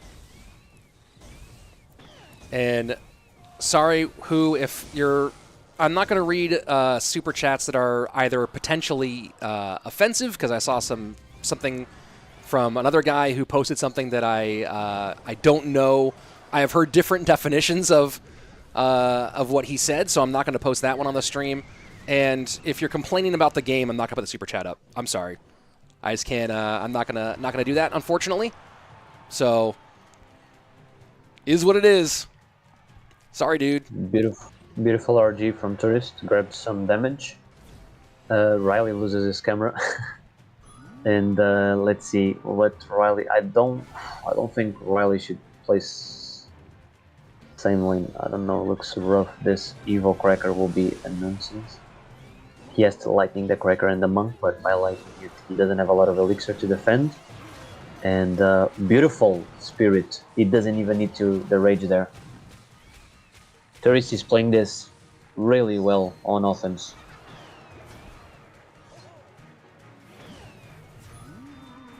You can see Rich this Cracker, causing so much trouble.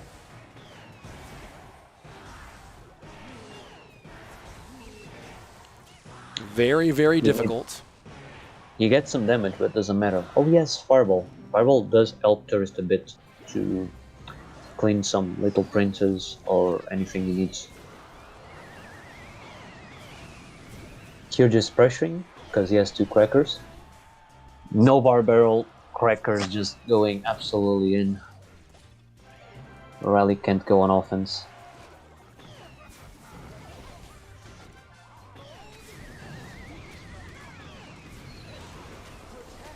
And Tourist continues to just put the hurt on Riley. And Justin Webb saying, your coast insight is very nice to have. I agree. It is wonderful to have Jebba's here joining us for this day. Watch out, there's a lot of evil skeletons on the field. And that's a that lightning fisherman, at 6. yeah, that fisherman runs away, so a second fisherman has to come out. And that is a lot of damage as that fish boy just went completely AWOL. He got a bit confident, and the skeleton just distracted his fisherman. He's gonna have to spam a lot of crackers here. Riley decides to go for the lightning cycle, which I don't agree with, because he's two NATOs, 1 lightning off. Oh, he cycles the first NATO. I don't think he can defend this. This is going to be a huge ending. Fireball in, and Riley just barely steals that one. Oh my word. Riley came to play in this bracket reset. That was amazing how Riley managed to cycle 2 NATOs and a lightning there.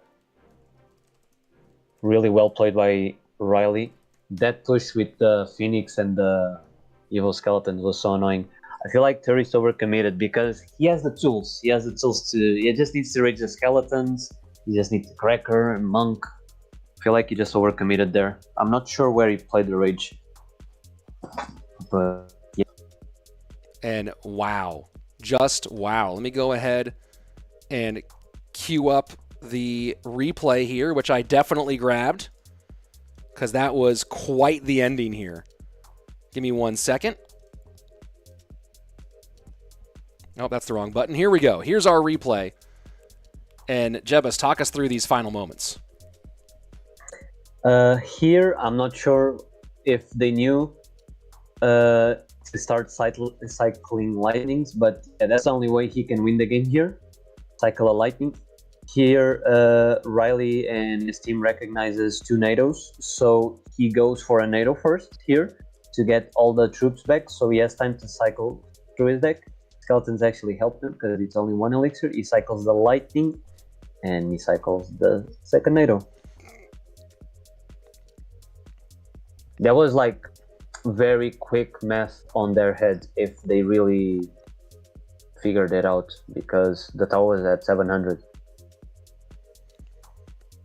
And we are waiting for a resolution.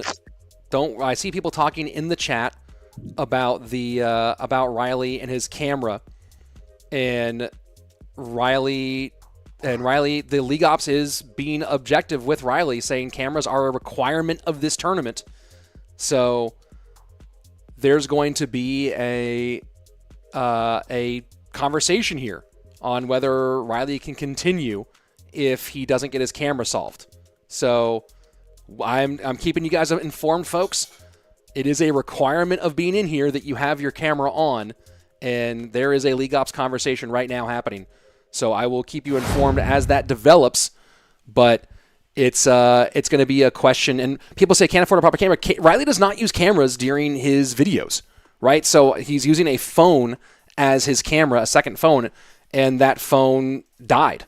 That phone ran out of battery because he didn't have it plugged in, I guess. So there's a discussion happening. We'll see if that gets solved. But yeah, I see a lot of people talking in the chat about the camera situation, and it is being discussed. So I'll keep you guys posted. I still think every player should have a camera. Well, especially every player should always have a camera, especially when it's in the rules and very clear about camera usage. Exactly.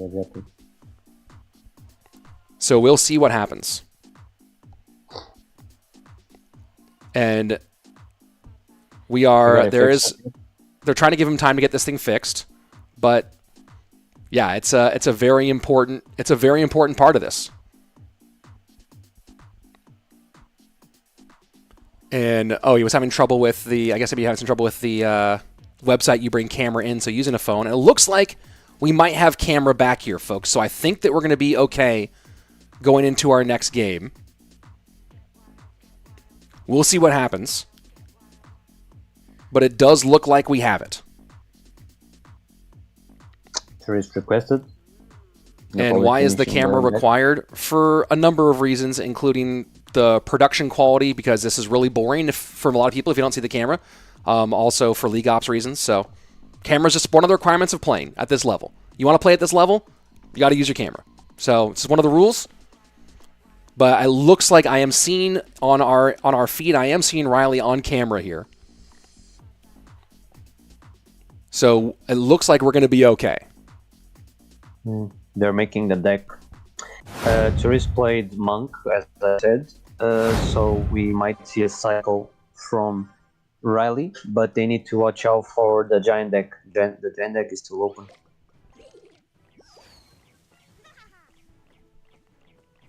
They could go for an Inferno Tower deck. Maybe Inferno Tower Barbs type deck. And Tourist goes back to Giant. I don't like this idea because it's very obvious.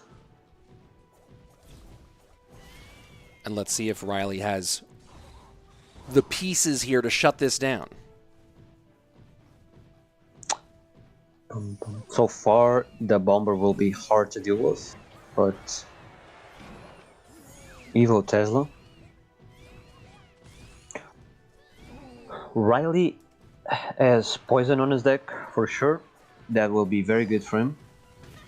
And he could even have arrows, if I'm honest, because arrows could help on defense. But he could just have log poison.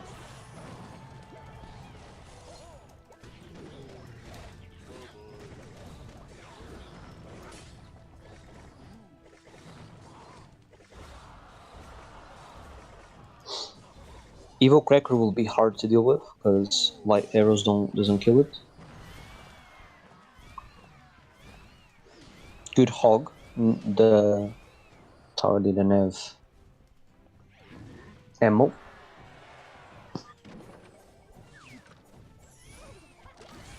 He did the Tesla I told you, Rich, the anti-lightning one, but he misclicked a bit and he overcommitted, so Giant connects on tower. And just like that, as I was criticizing tourist deck pick, it still worked because of how broken it is. See, it's sometimes the most obvious can work at times because it's really hard to counteract it. And one more chance at getting a hog in here and trying to get one, maybe two out of it. And the body blocks here are just devastating. And looks like we are most likely going to be going to a game 3 here. That's what everybody wanted. Yet Riley hasn't played the last card, but it's a poison, for sure.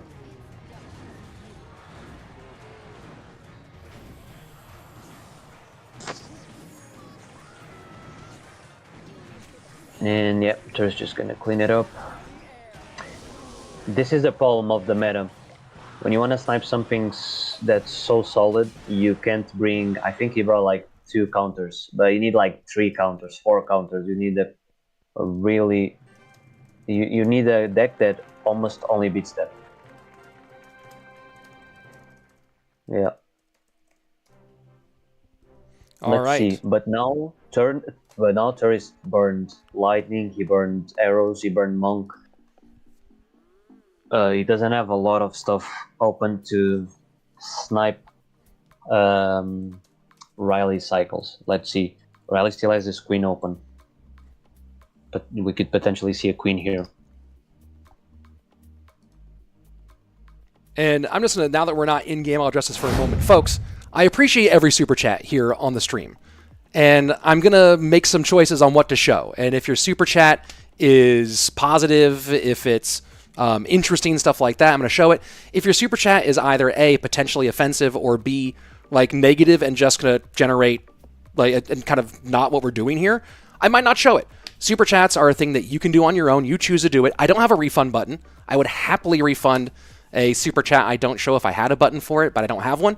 If you have a way to get your refund back, go ahead and do it. But yeah, this is a fun, family-friendly stream, and I'm just not going to show some things on here. So that is what it is, you know? So you're able to chat as much as you want.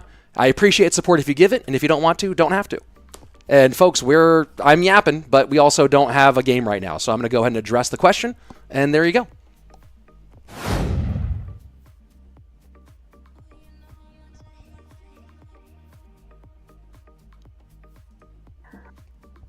So looking at game 3 here,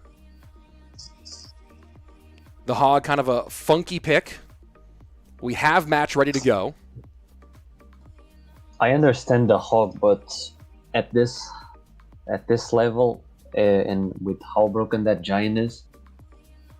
Oh, he had earthquake, by the way. Maybe he was trying to snipe the drill deck as well, but he didn't have ghost, so I don't know.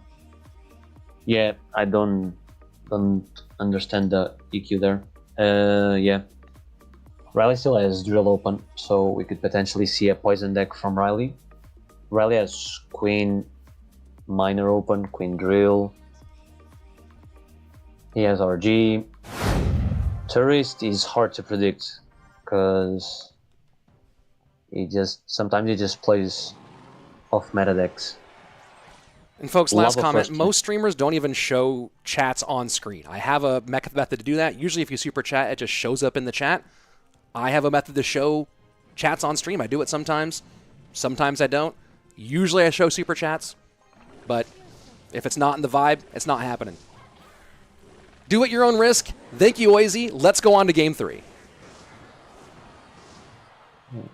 Riley bringing out the Inferno to maybe snipe something heavier, and Tourist just goes Lava. But Tourist has Zep. Let's see, because Zep is a very good counter to Inferno now for some reason. And we see a Queen, as I said, we see a Drill, that's Riley's bread and butter, and we see an Inferno, and we see a Poison. That's a very solid deck from Riley right here.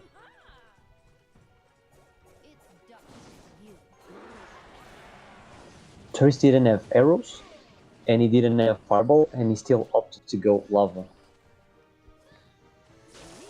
Why do you think he's making that choice here with those pieces all missing? Because he had so much success with Lava, I feel like they just wanted him to play the best decks. But maybe it was predictable. And also, Snowball, Zap, I don't know if that works. Not that I knew, but we could see a potential Queen, right? And he has nothing for Queen. What does he do to kill the Queen? Queen is just gonna destroy everything, and he even has a Snowball. So Lava sets up left-hand lane.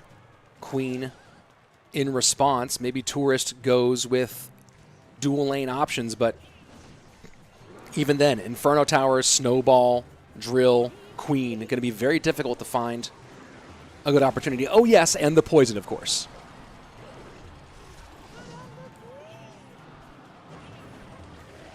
I don't know how we'll win this because he has so many counters. Snowball to the other side, other tower engages, like I said, huge thing on this meta.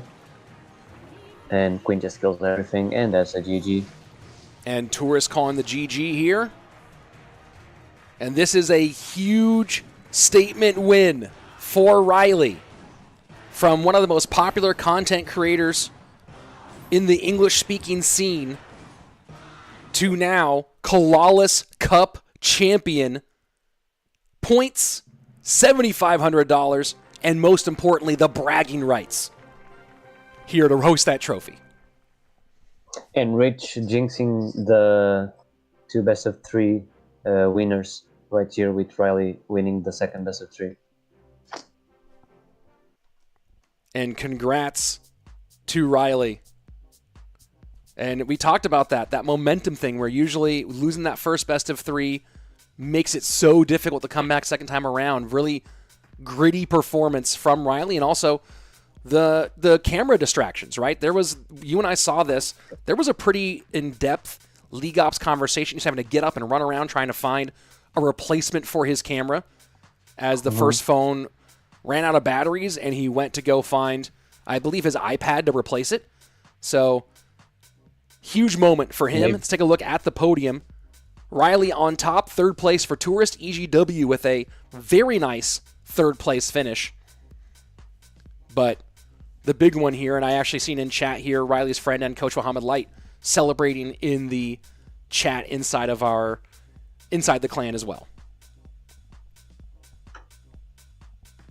I mean, yeah, when I first came into this playoffs, I already knew Riley was going to be a big threat because he plays well and he has a good stuff, so he just proved my point. Really well played. They got the last matchup, which is the most important because it's the last game, so congrats. I feel like the first win of this best of 3 was where it all changed, because I feel like Tourist had to win that one. That matchup was too good to lose. And it was a very big win for Riley there to carry on through that game one into the rest of it. Folks, that's it for today. I hope you enjoyed this weekend. 3 days of high-level competitive Clash Royale. This is the end of the Calalas Cup. There's, of course, a lot more community events coming up soon. I don't have Riley into my Discord for an interview, guys, so I'm not going to be able to get Riley in here for this today, but maybe I'll do a video with Riley at some point. We'll see. But, of course, you'll be probably seeing him talk about these games a lot on his own channel tomorrow. There's a lot more community events coming up. Go to esports.clashroyale.com for all your information there on how to participate and, of course, participate in Clash Royale League itself. Get your push ready. Top 1,000 Path of Legends. That finish will get you into our May monthly competition with a chance at playing all the way through for a shot at a golden ticket. Folks, it's been a whole lot of fun. One last big thank you to Jebas for joining us on the day. That's it for our stream. As always, be excellent to each other and party on, dude. Peace.